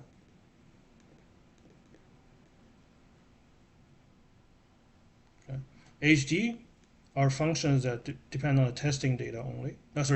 Training data only. And the span of 1 is purely deterministic. It has nothing to do with any observations. All right. So there's that. Okay. Anyway, so let's continue. Then W is a subset. Here we're taking W as the set of continuous real value functions on the closed interval A to B. And V is, what is V? Yeah, V is RAB. Okay. R of W is a subset of V that is closed under the operation V, since F plus G and CF are continuous whenever F and G are. Yeah, that's a basic fact from elementary analysis. The sum of continuous function is still continuous. The scalar multiple of continuous function is still continuous. So therefore, W is closed under these two operations. Or let V be a Cartesian two-plane in R2. Cartesian two-plane R2, two-space R2. And let W be the set of ordered pairs x equals to x1, x2, such that x1 plus x2 is 0. So that's the line of slope -1, right, through the origin. So that's perhaps extremely well known. Right? A line through the origin on the planes of subspace. For some reason, the text does not mention the word subspace. Yeah, okay, here it finally says that. Yeah, this is this. We've been talking about subspaces in this paragraph. Such a subset W is always a vector space in its own right. Yes. The universally quantified laws, okay, universally quantified laws A1 and A2 refers to the fact that this is true for all. True for all the elements in that set. Okay, this is called a universal quantifier for all. Pretty sure everybody's seen that. Okay, but just in case people who does not have a formal proof background, okay, this is what we call a universally quantified statement. Okay, more jargons. Okay, anyway, so here we've been talking about subspaces.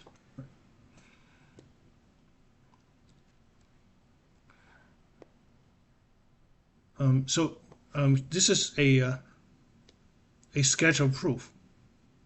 This is the claim. Such a subset is always a vector space in its own right. Such a subset refers to a subset that is not empty. By the way, it has to be non-empty, right? Because if it is empty, then it automatically satisfies the two closure properties because of vacuous truth. Live calculus, love it for all. Thank you very much. So yeah, it has to mention is a non-empty subset. So it actually gives us a nice first thing to check, so to say, when checking if something is a subspace. A vector space always contains the zero vector. So if W does not contain 0, it is automatically not a subspace. Right? So therefore, if the line is not through the origin, that's not a subspace. Right? You might know this is called an affine space, not a vector subspace, because it's a subspace that gets shifted. Right? So before checking closeness under the two operations, it always worth looking at whether 0 is in there. It often gives us a nice way to rule out certain properties and certain axioms. You know what I mean? Perhaps I should elaborate. This morning I posted a question that whether the covariance is an inner product.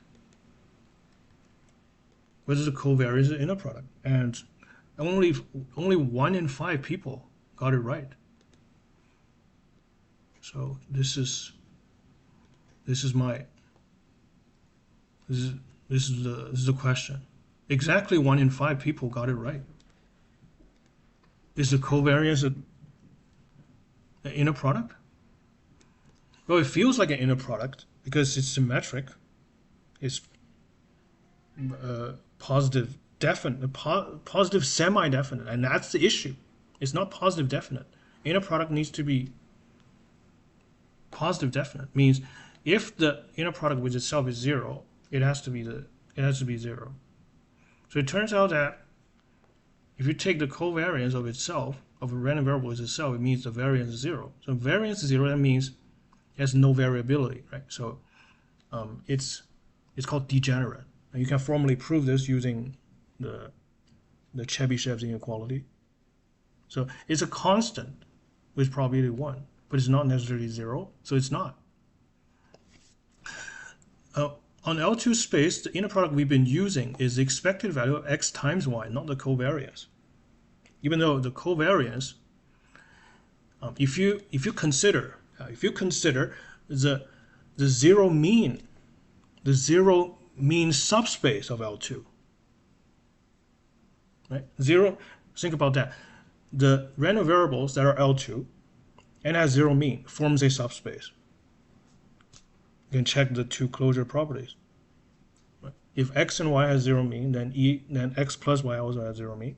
If x has zero mean, then alpha times x also has zero mean. So the zero mean random variables form a subspace of L2. And on that subspace, the covariance function is, of course, equivalent to the standard inner product on L2, the expected value of x times y. So in that subspace, the covariance is an inner product. Okay, so this is rather subtle, but I mean, don't feel bad if you get these questions wrong. Okay, I'm not certainly trying to point fingers. I almost always design these questions around subtle issues or things that are easily missed. Okay, when checking inner products, we tend to focus on the more complex properties like bilinearities, right? But here, this simple positive definiteness is a good way to check whether a set of axioms are satisfied or not. So my point is, if you want to check something is a vector subspace, you first look at whether 0 is in there. If 0 is not in there, then you're done. Right? So don't start with the complex properties first. Okay. Anyway, here's a sketch of the proof. Here's a sketch of the proof. If W satisfies the two closure properties and is non-empty, then it satisfies all the vector space axioms. So that's a vector space in its own right. So this is only a sketch of proof. And if you're new to proof writing, I recommend writing the full formal proof. Okay, don't just glimpse over this. The author gives a very short argument of why the axioms are met, but it's always a good practice if you don't have a formal proof background, try to fill out the details as much as possible. So very nice habit to have. All right, so that's the lemma. If W is non-empty subspace, a subset of a vector space V, which is closed under the operations of V, then W is itself a vector space. We call W a subspace. That's the name subspace, right? This follows a pretty standard naming convention in mathematics. Right? Thanks for the review. Good stat point to make. Thank you very much, Peter. So, where were we? I was talking about subspaces. I was talking about the naming convention, right? In group theory, for example, in group theory, so we talk about things like a subgroup. It's a group in its own right, and it's a subset of the bigger group, right? And also in real analysis, we talk about subsequences. It's a sequence in its own right. And well, I guess it's not fair to call that a subset of the original sequence, because the original sequence is a function. You can say that the subsequence, the range of the subsequence, is a subset of the original range. There's that. And also in geometry, we talk about submanifold. So this is a fairly consistent naming convention. The CAB is a subspace of RAB, true, and the pairs x1, x2, such that x1 plus x2 is equal to 0, form a subspace of R2. Subspaces will be with us from now to the end. That's for sure. That's for sure. So, just perhaps something worth mentioning. if you're talking about the finite element method, FEM, we're still dealing with vector spaces and their subspaces. So we have been cramming this idea down the viewer's throat that functions are vectors, right? So finite element method essentially shows a finite dimensional subspace of the space of solution functions. Hopefully the stream will be available later. Yeah, the stream recording will always be available. If I click end stream now, YouTube will upload the recording. Yeah, but this is rather, I'm not sure like anybody wants to rewatch the stream, but anyway, if you want to, then by all means do that. As you can see, it's rather rambling and it's not very polished, right? My thoughts hop from the main text to something I've been working on all the time. I hope that style does not offend anybody, but I mean, this is the stream, right? It's not meant to be super formal. It's not like I'm preparing a lecture. It's an opportunity to have a chat with my subs and whatnot. Okay. Anyway, so here we're talking about subspaces. We've been talking about subspaces. Okay. We're moving into the realm of complex vector spaces, right? Because in the previous definition, the scalar is taken as just the real, right? So, see, in the addition, in the scalar multiplication, we're using R as the scalar. But if you go to a, so to say, a bona fide linear algebra text, say, for example, Paul Helmus is a good book actually. I don't have a copy with me right now. I do have a physical copy. I don't have an electronic copy, called Finite Dimensional Vector Spaces. The set of scalars can be any field, denoted as F. Okay, it does not have to be R, but for the sake of doing advanced calculus, we usually take R or C to be the underlying scalar field. So if the scalar in the scalar multiplication are real, we say it's a real vector space. Okay, and if the scalar multiplication is uses complex numbers as scalars, and is a complex vector field. So that's what it means. And here's a nice question, and it's a nice trick question. I tell you beforehand, this is a trick question. What is the dimension of C? What's the dimension? I assume everybody knows about the dimension, right? So dimension is the number of basis vectors in any basis. What's the dimension of C? Can anybody type in the chat? What's the dimension of C? Perhaps I should make that a quiz of next day. Question, the answer, the first option is 1, A is 1, B is 2, C is depend. If we treat C as a vector space, what's the dimension?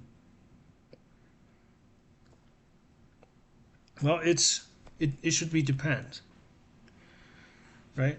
What does that mean? Well, you can treat C as a real vector space. A complex number x plus iy can be seen as a vector in R2.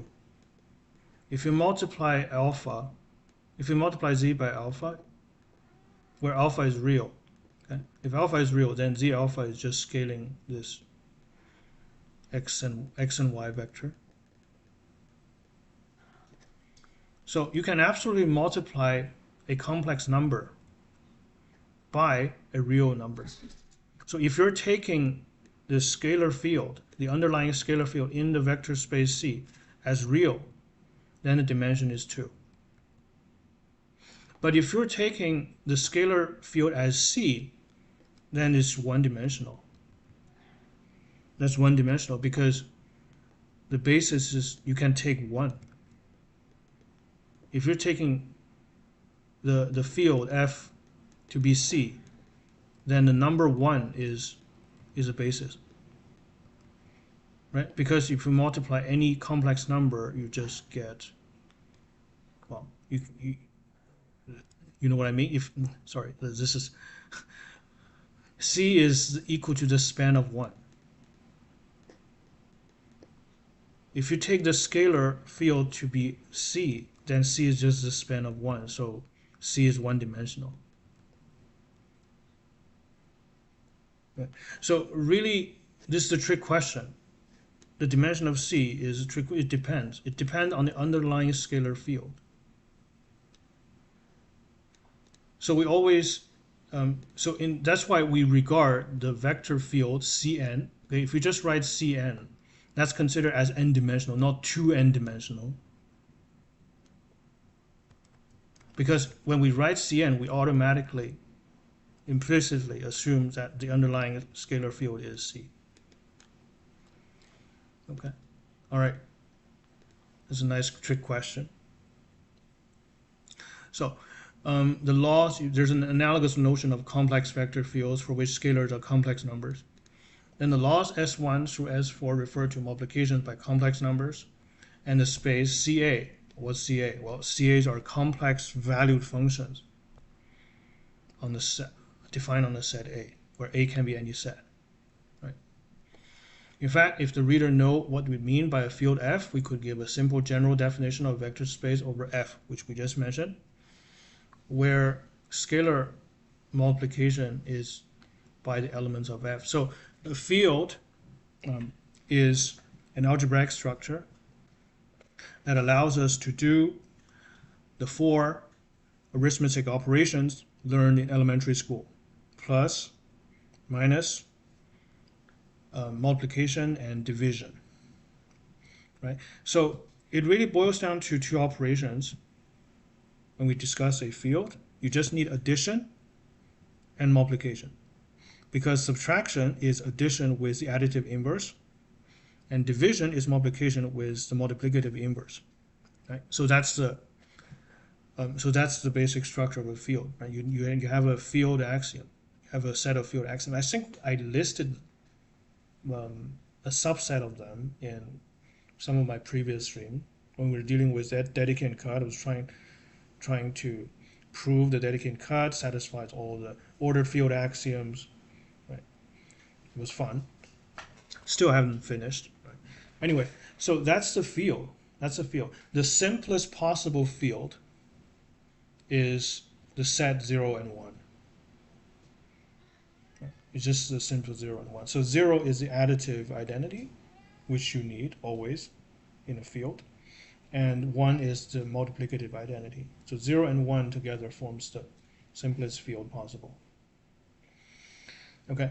Throughout this book, it will be understood that a vector space is a real vector space unless explicitly stated otherwise. However, much of the analysis holds well for complex vector spaces. Most of the pure algebra is valid for any scalar field F. Very true. Of course, complex vector spaces are important in its own right, even if you're just dealing with real valued functions and real value transformations. Okay, because in linear algebra, when we want to talk about eigenvalues and eigenvectors, even if you are dealing with real matrices, right? Because the real numbers are not algebraically complete, meaning polynomials with real coefficients not necessarily have real roots. X squared plus 1 equals 0 has no real roots.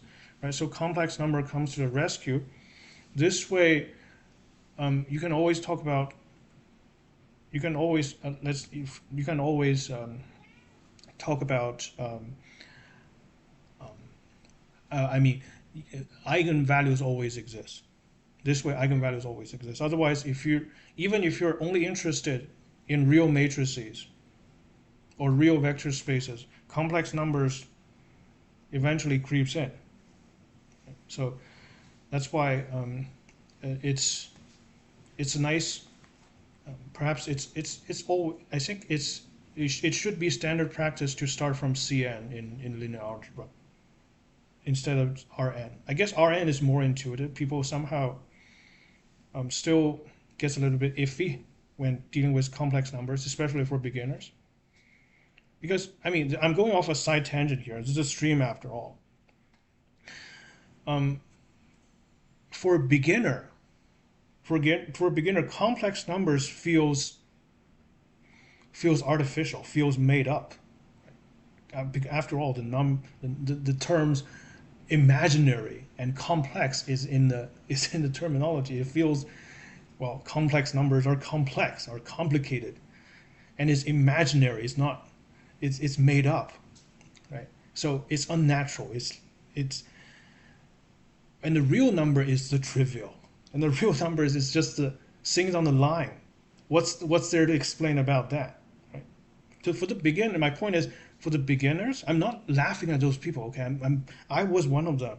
Okay, I had the painful realization much later in my career that the real numbers are hard, the complex numbers are easy. Because as a student, I had the unique, I mean not unique, but the unforgettable experience of taking real analysis and complex analysis in the same term. It shocked me how smooth and just miraculous complex analysis is, where in real analysis, every sentence you write, it feels like somebody is ready to pounce on you for any crack of reasoning. Real numbers are hard. Real numbers are one of the most pathological objects in the whole of mathematics. The real numbers is where you have the weird set, like the Cantor set, is where you have things like the non-measurable set in measure theory. Otherwise, there would be no need to introduce things like the sigma algebra in measure theory. Right? You have to restrict yourselves to measurable sets because R is so intricate.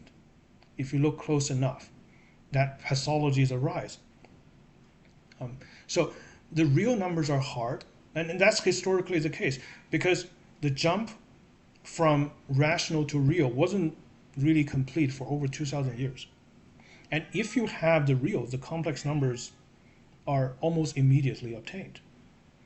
So that's why we say the reals are hard and the complex is trivial. So in a linear algebra, in a first treatment, even I would say like just basic treatment on linear algebra should always start from Cn, not Rn. Okay. This way, because in linear algebra you barely need to deal with any sort of analytical issues, right? You don't have to talk about convergence. You don't have to talk about things like the axiom of choice and non-measurable sets and all those weird things, right? And if you're dealing with Cn, well, the nice thing is that it is algebraically closed. So you don't have to have this artificial barrier of going to from Rn to Cn. Things are actually easier in Cn. All right. Exercises. This is, in fact, the most important part of any math book because, we can only learn mathematics by practicing it. So here, of course, I'm not going to do all of them, right? Because the point is to struggle through these questions yourself. And as we can see, maybe I'll randomly select one or two and do that, and do those things just to keep things more engaged. Otherwise, I'm just reading stuff and rambling, right? So we're going to select one or two questions. The idea is to do as many exercises as possible whenever you read any math book. It's the most effective way to read any book, read any math book. And the author is very kind that it actually listed some of the brief claims throughout the main text as separate exercises. Because when we read a few places, we actually intentionally stopped. Remember, when we read something like the zero element is unique, I mentioned this is the place. Even without any additional wording, like show this, you should stop and show this. Right. So this is the habit we develop when we read math. Whenever there's something claimed, we stop and contemplate, can we prove this?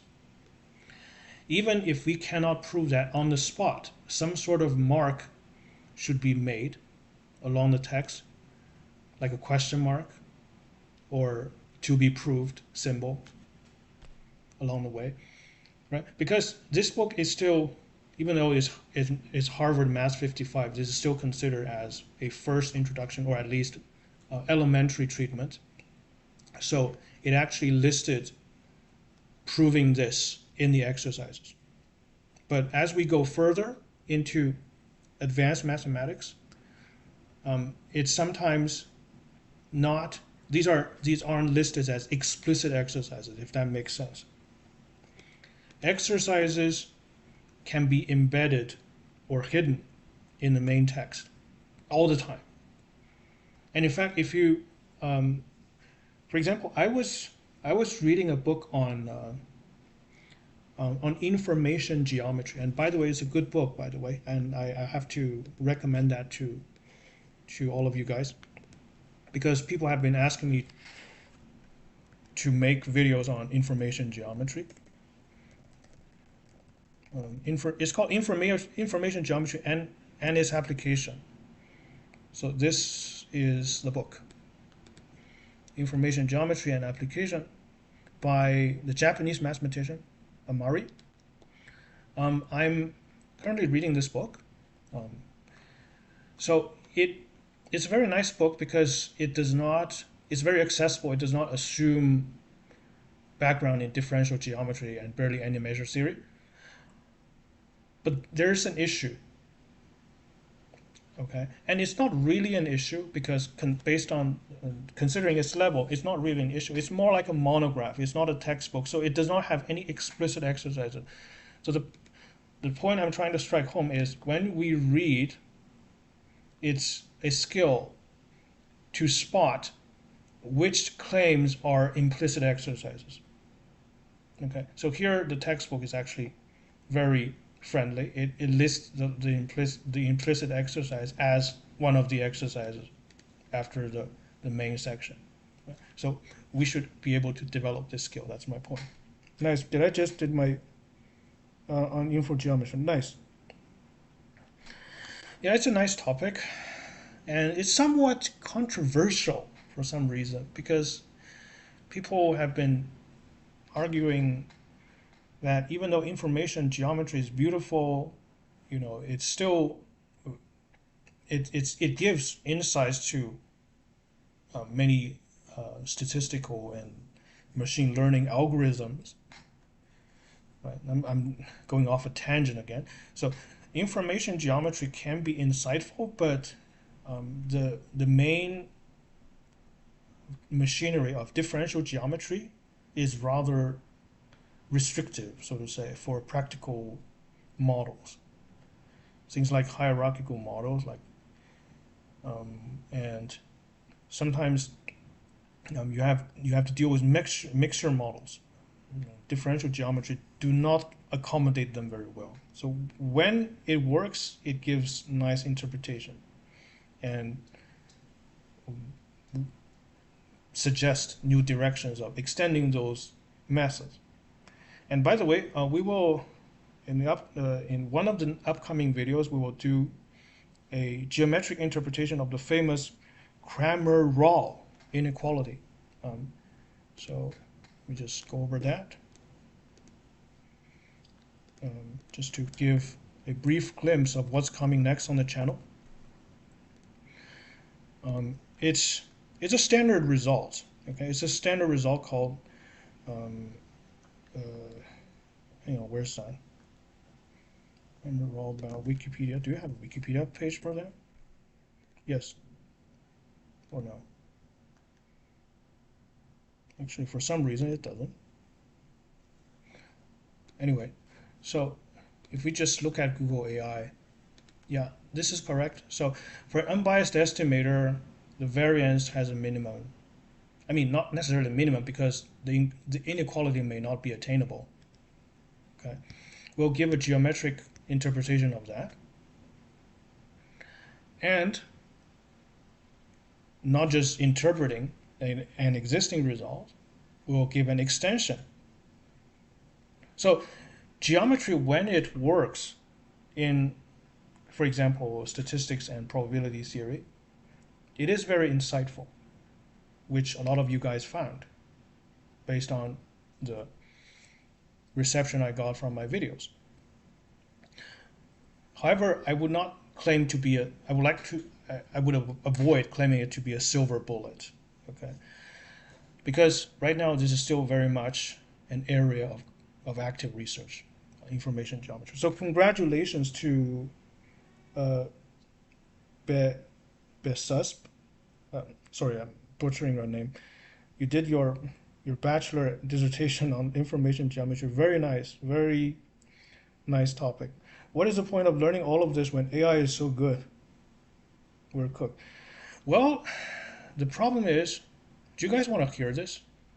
I don't think mathematicians are being pushed out of, are losing their job because of AI. Okay,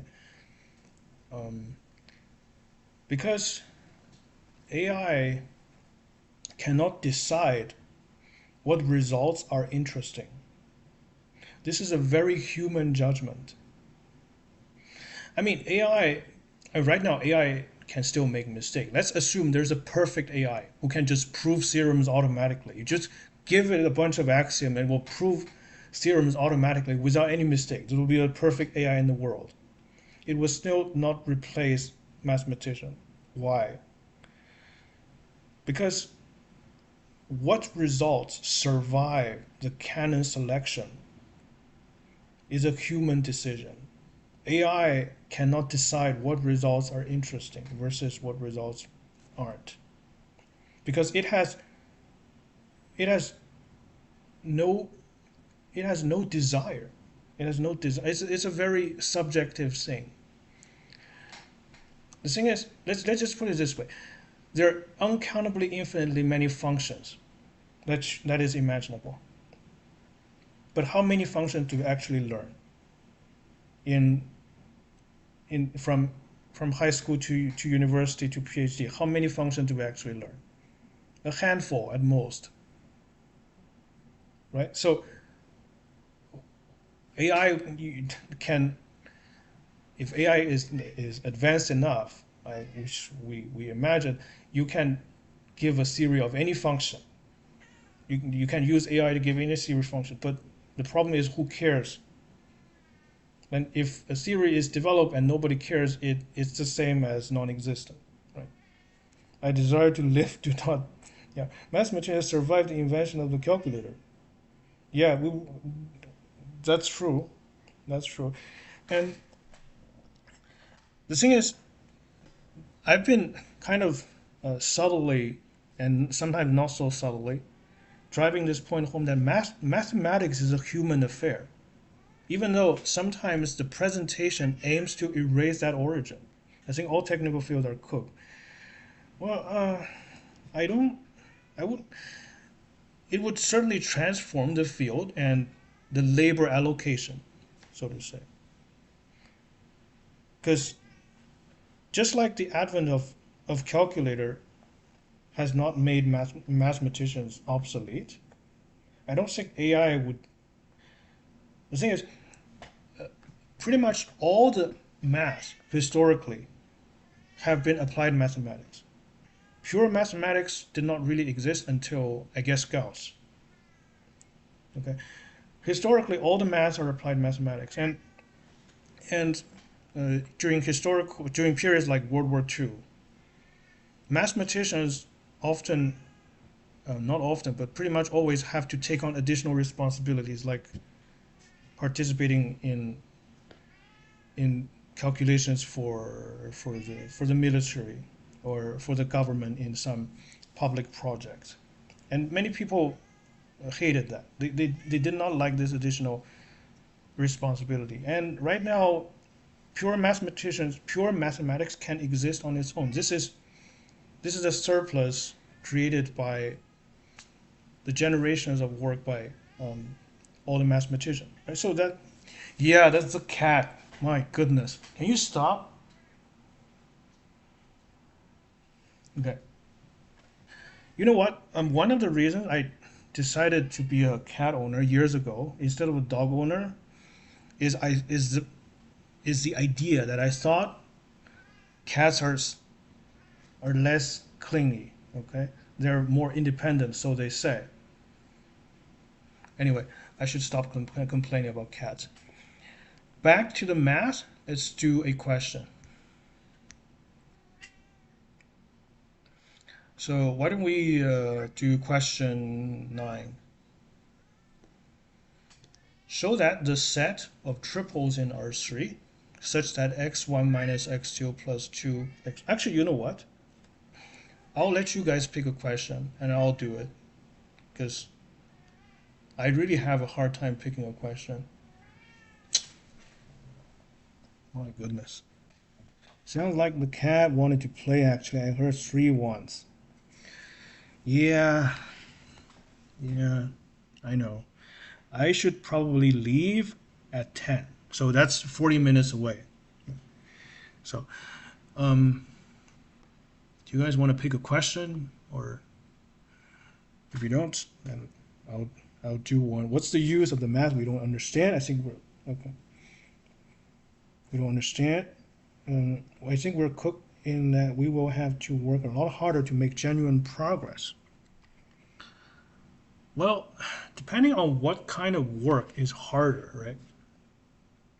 Like calculating the product of 2 10-digit numbers by hand is hard work.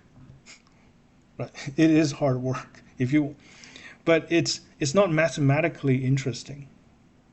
Right? So you see, human judgment enters the field.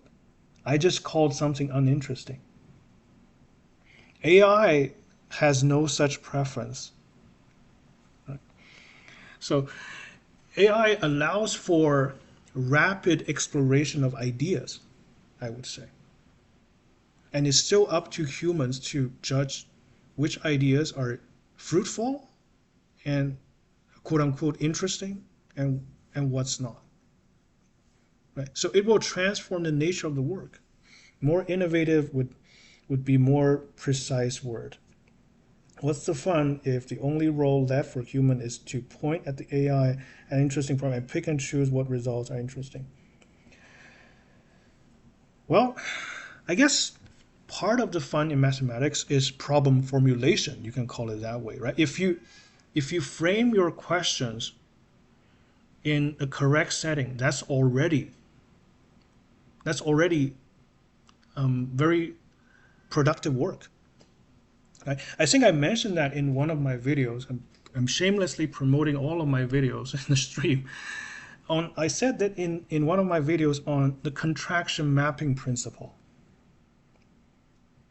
The contraction mapping principle is a powerful tool in pure and applied mathematics.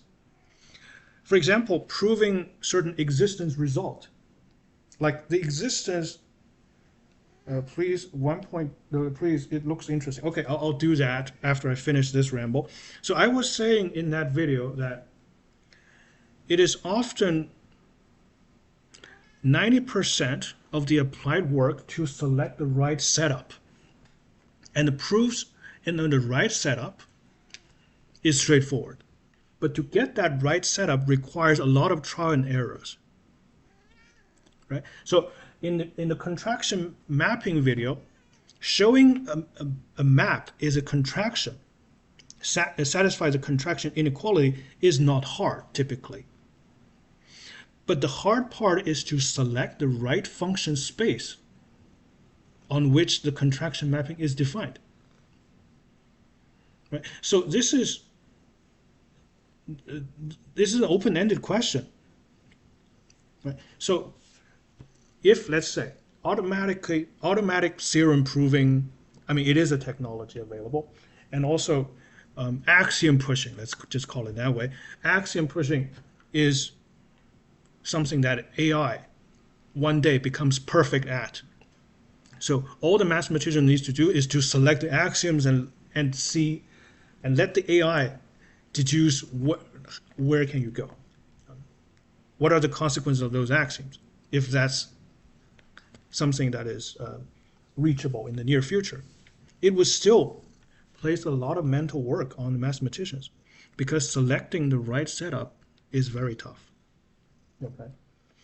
Anyway, so let's do 110.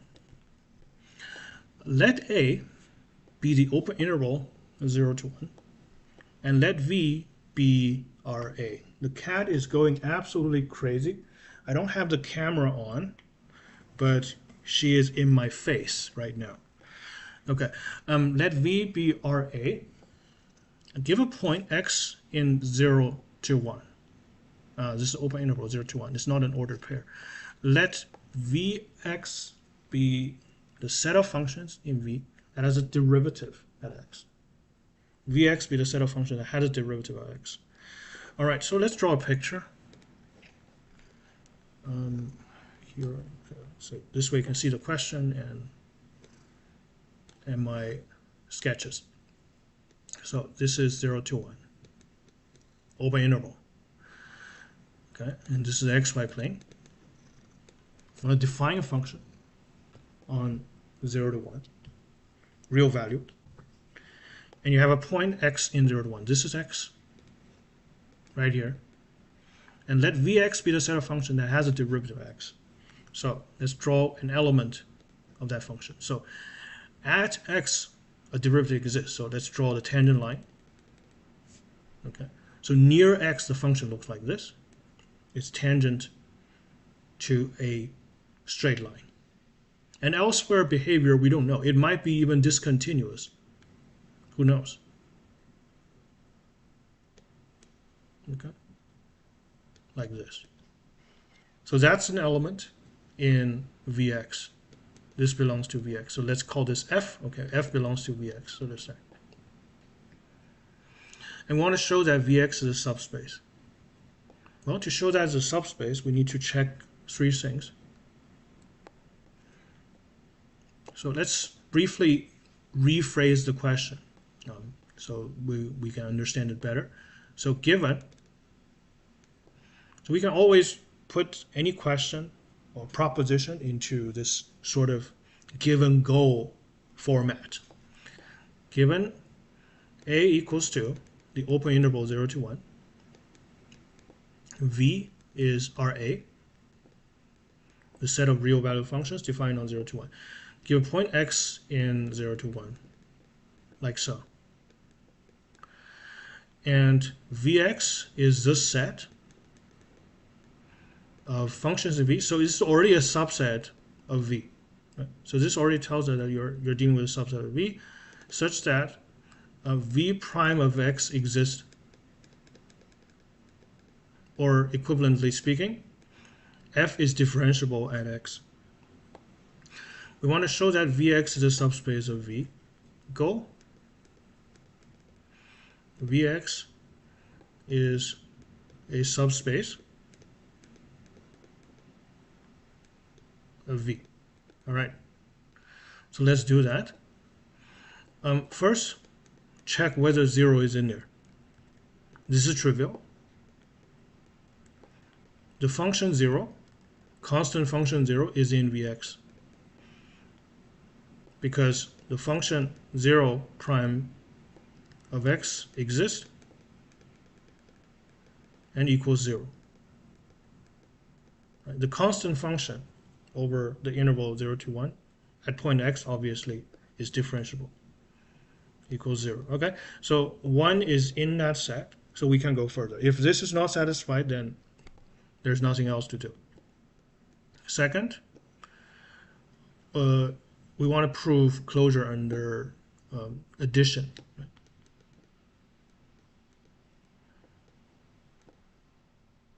Close under addition. Well, for that, we let f and g to be in Vx. Okay, so need to show f plus g is in Vx, and this is not hard because f plus g prime at x by the property of derivative is just f prime of x plus g prime of x, the sum rule of derivatives. So this exists. Therefore, f plus g is in Vx. So Vx is closed under addition. Third, let's prove closed under scalar multiplication. And this is also easy because of the scalar multiplication rule of derivatives. Let f be in Vx, alpha be real. I assume we're dealing with real vector space. Are we? Yeah, if we write R4, if we write, not R4, RA, if we write RA, we automatically assume we're dealing with a real vector space.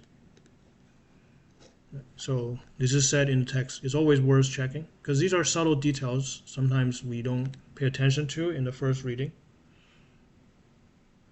The set A can be any real, can be anything at all. Actually, here it's mentioned that unless throughout this book, right, the vector space is a real vector space unless explicitly stated otherwise. So the scalar is a real number in the scalar multiplication. So alpha in real, this is totally justified. Damn, what did I just do, man? Yeah, okay, good. Okay, there you go. So here we have alpha times f prime of x. This is alpha times f prime of x, which exists. So this proves alpha times f is in Vx. It only cares about the behavior of the function. Vx only cares about the behavior of the function in the neighborhood of x, in a neighborhood of x. So, and this is done.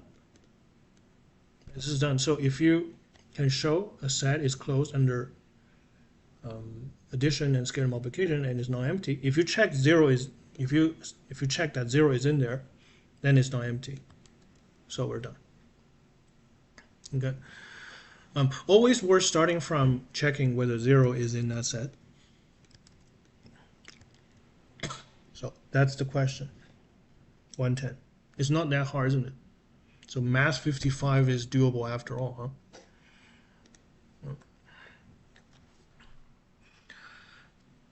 So let's do perhaps 113. Okay. Let's do 113.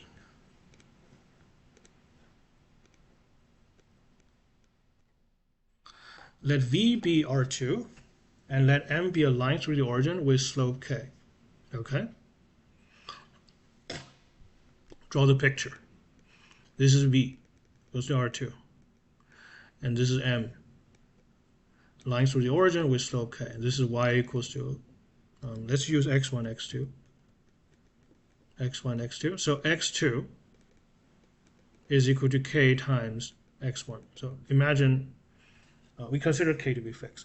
Let X2 be any non-zero vector in M. So there you go. Show that M is a subspace, Rx. Okay, wow, that's actually, isn't that trivial? Anyway, let's do that. Well, because we just seen in the text that the line through the origin is a subspace. I guess we have to now formally prove it. Okay, so let's prove that. First, let's start by summarizing the question given and our goal. Even though this question is quite simple, this is a nice habit to have because it's easy if you do it that way. It's easy to check if you have any unused assumptions that way.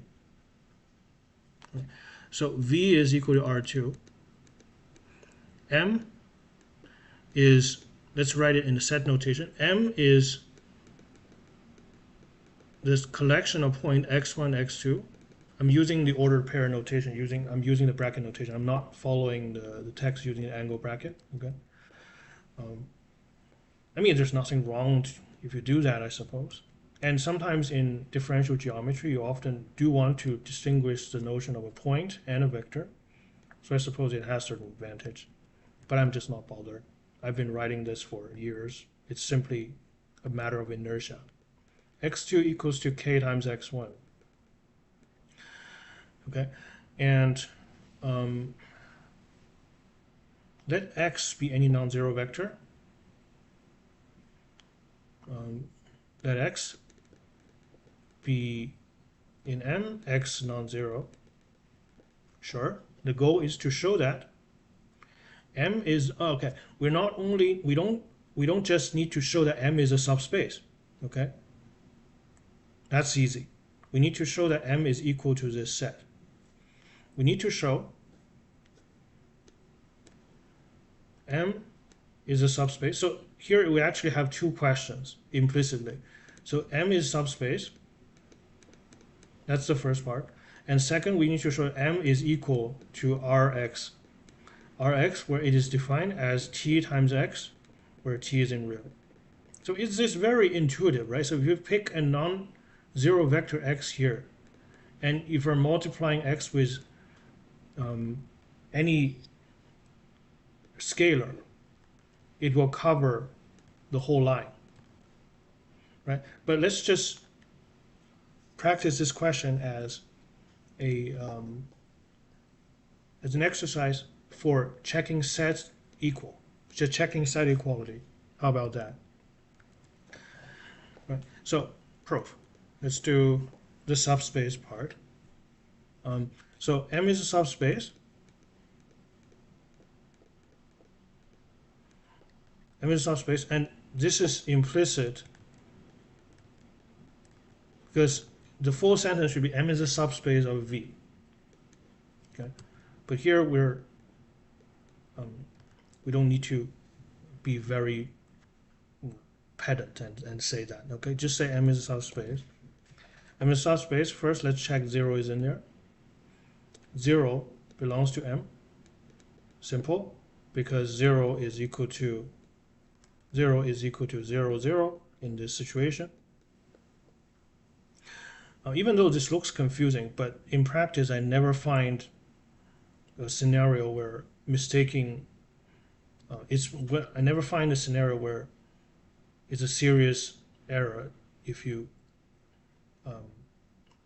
don't put an arrow sign up there. It's almost always clear from the context whether something is a vector or a scalar. Okay, so I'm not going to bother putting a vector sign up there. So 0 here is 0 times 0, and of course 0 is equal to k times 0.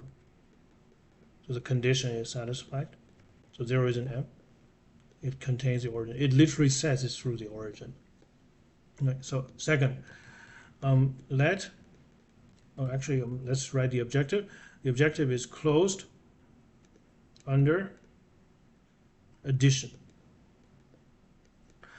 which I think I'll do that, but I'll leave the close under scalar multiplication as exercise. Okay. Let say x and y to be in M.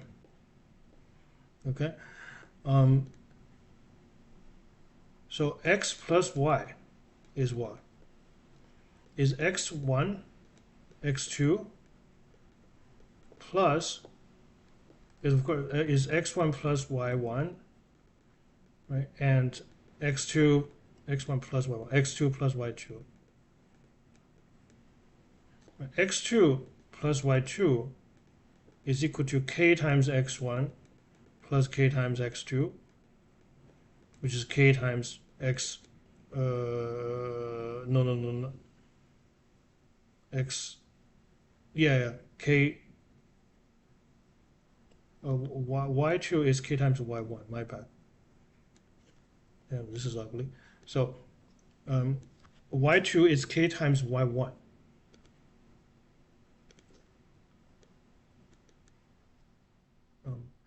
Yeah, so this way you factor out the k, you just get k times x1 plus y1. So therefore, x plus y is in M.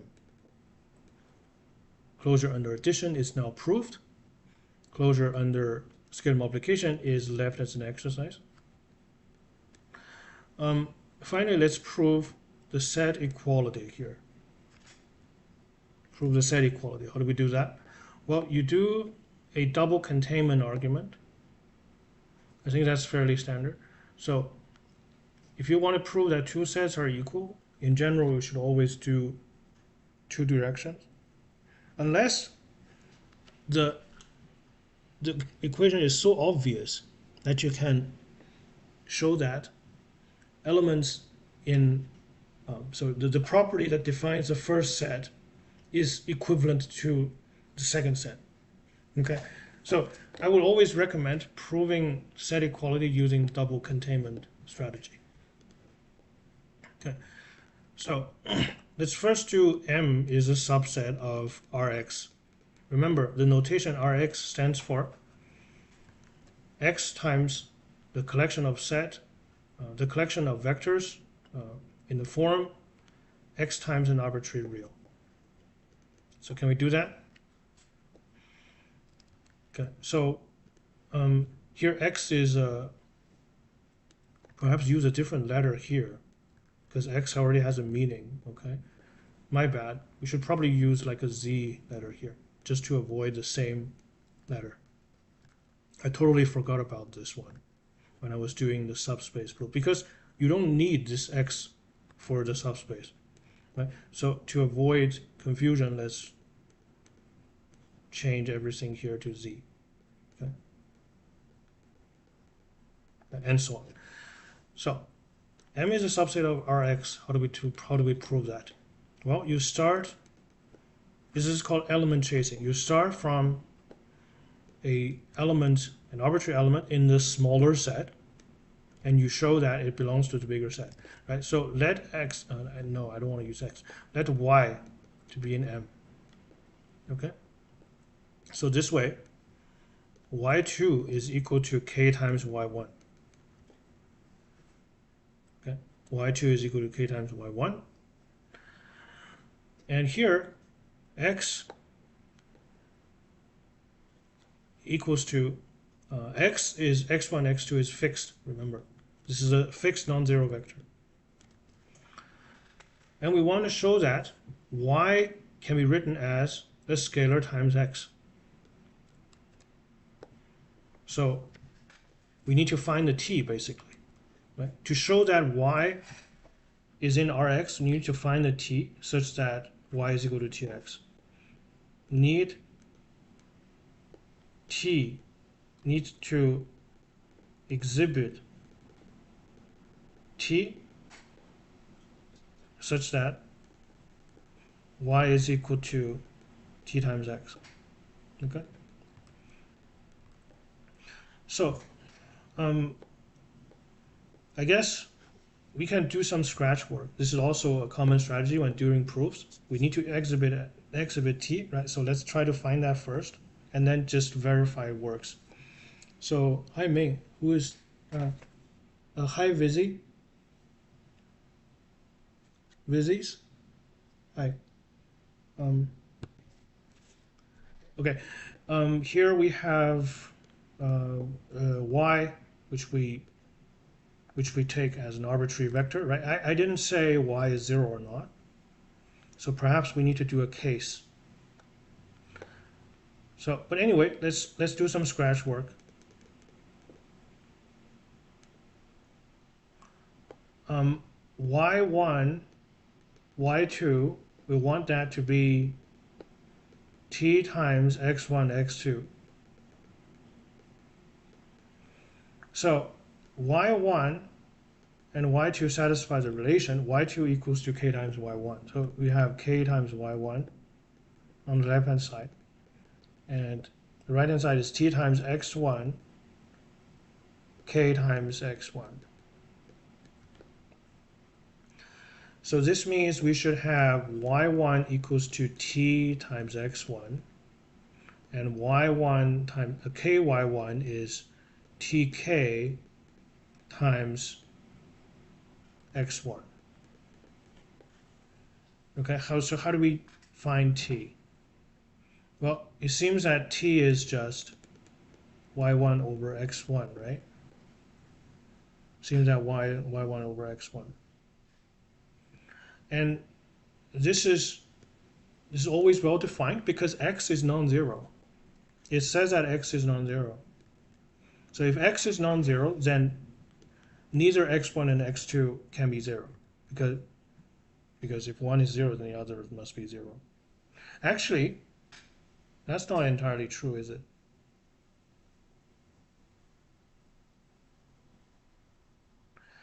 It depends on the value of k.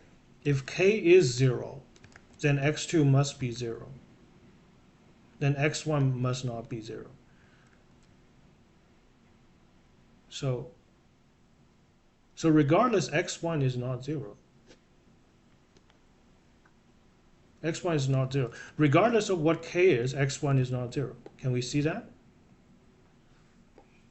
Right? X is a vector x1, x2.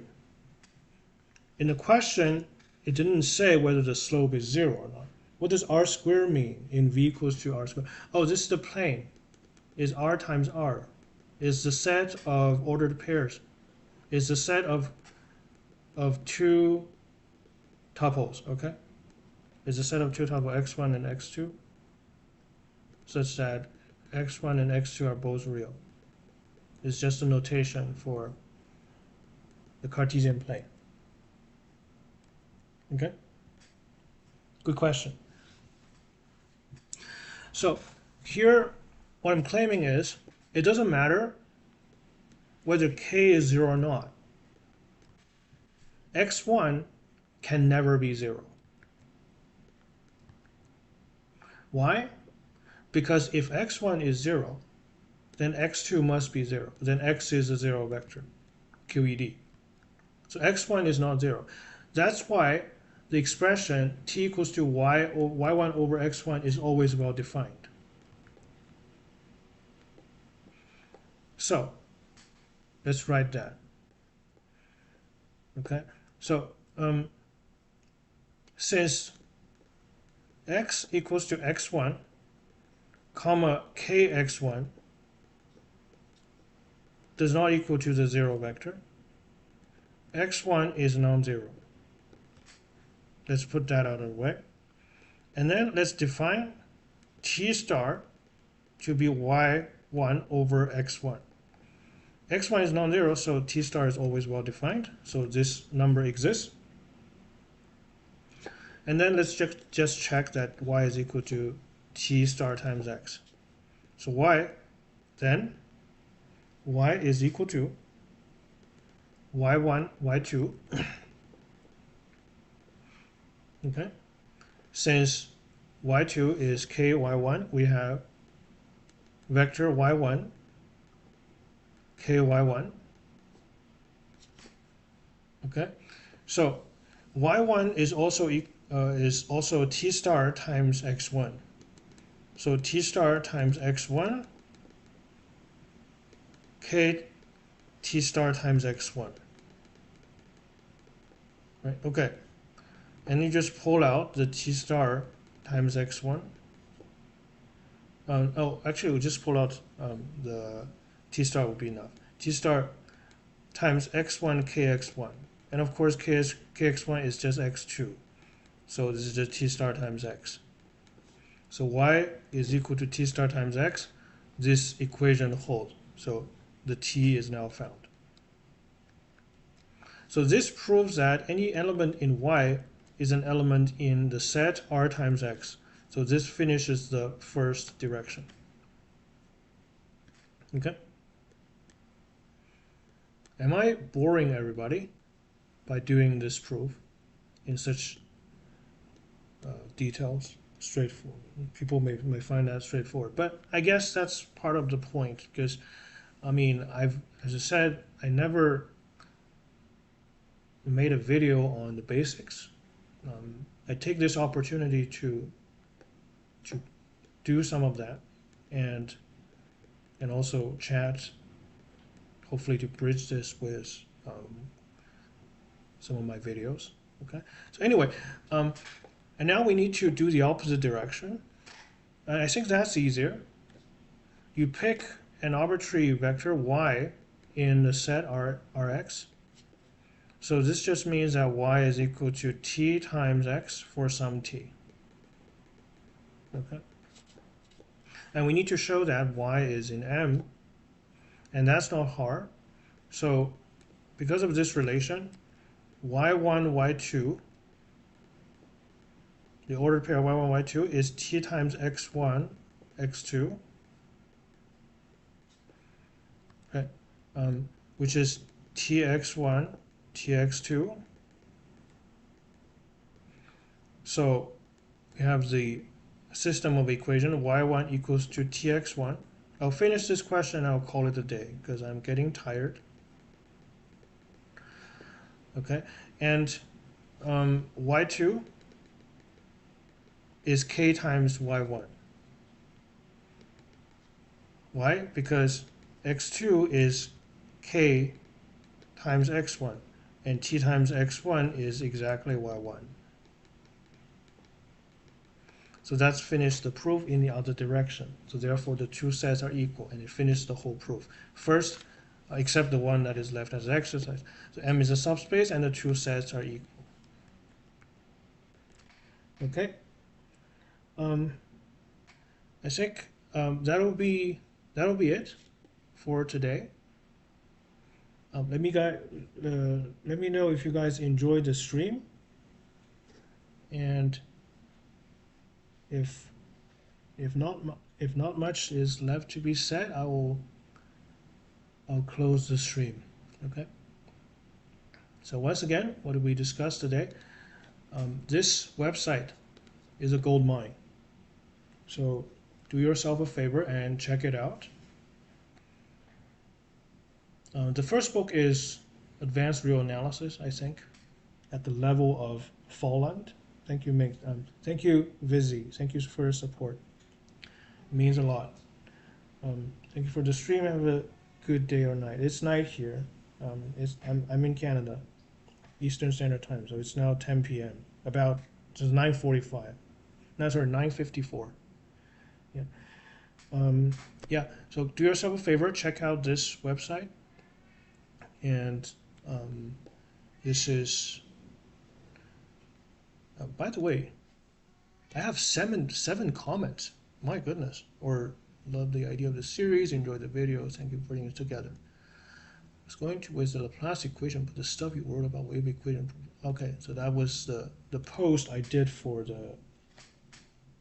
Yes, books of Loomis and Sternberg. Yes, that's correct. So this was a summary about PDE, which I did a few days ago. That was just 2 days ago. Okay. I have no plan of doing a series on PDE. I would kill myself if I do that, even though this is super interesting. Okay. There's just so many interesting math. So many interesting math. Okay. If you spend your life studying and doing mathematics, do not consider yourself wasted your life. Okay. Because this is a quote modified from Dostoevsky. Dostoevsky said, if you spend your life studying human nature or something like that, you have not wasted your life. I would replace human nature to mathematics because you can actually make progress studying mathematics. Anyway, so unfortunately, regrettably, no PDE series in the foreseeable future, so that I don't just burn out. Okay. But it's a fun topic for sure. Here, what do we say? Just subscribe to follow this course. My goodness, thank you so much, Ryan. Fantastic video. Really appreciate your effort. Is this my top content right now? I don't know. Like as far as like just in terms of just the pure sheer positive feedback it received. I didn't really expect that. I know like people on this channel. Like they enjoy statistics and stuff. But my goodness, this is insane. I'm just so flattered. This literally could not come better. Please, can all caps. My goodness. This is you're defining. I'm not defining anything here. This is today's summary about a few inequalities.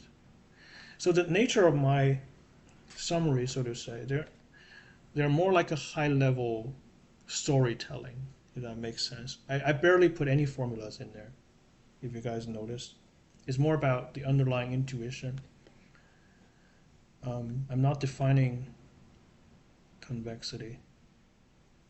Yeah. Anyway, so this is my studio, by the way.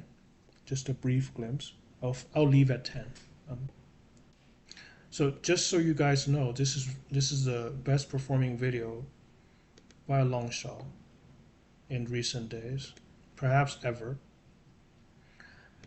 There you go. Yay, $8. I can buy myself a Big Mac, I guess, in Canada.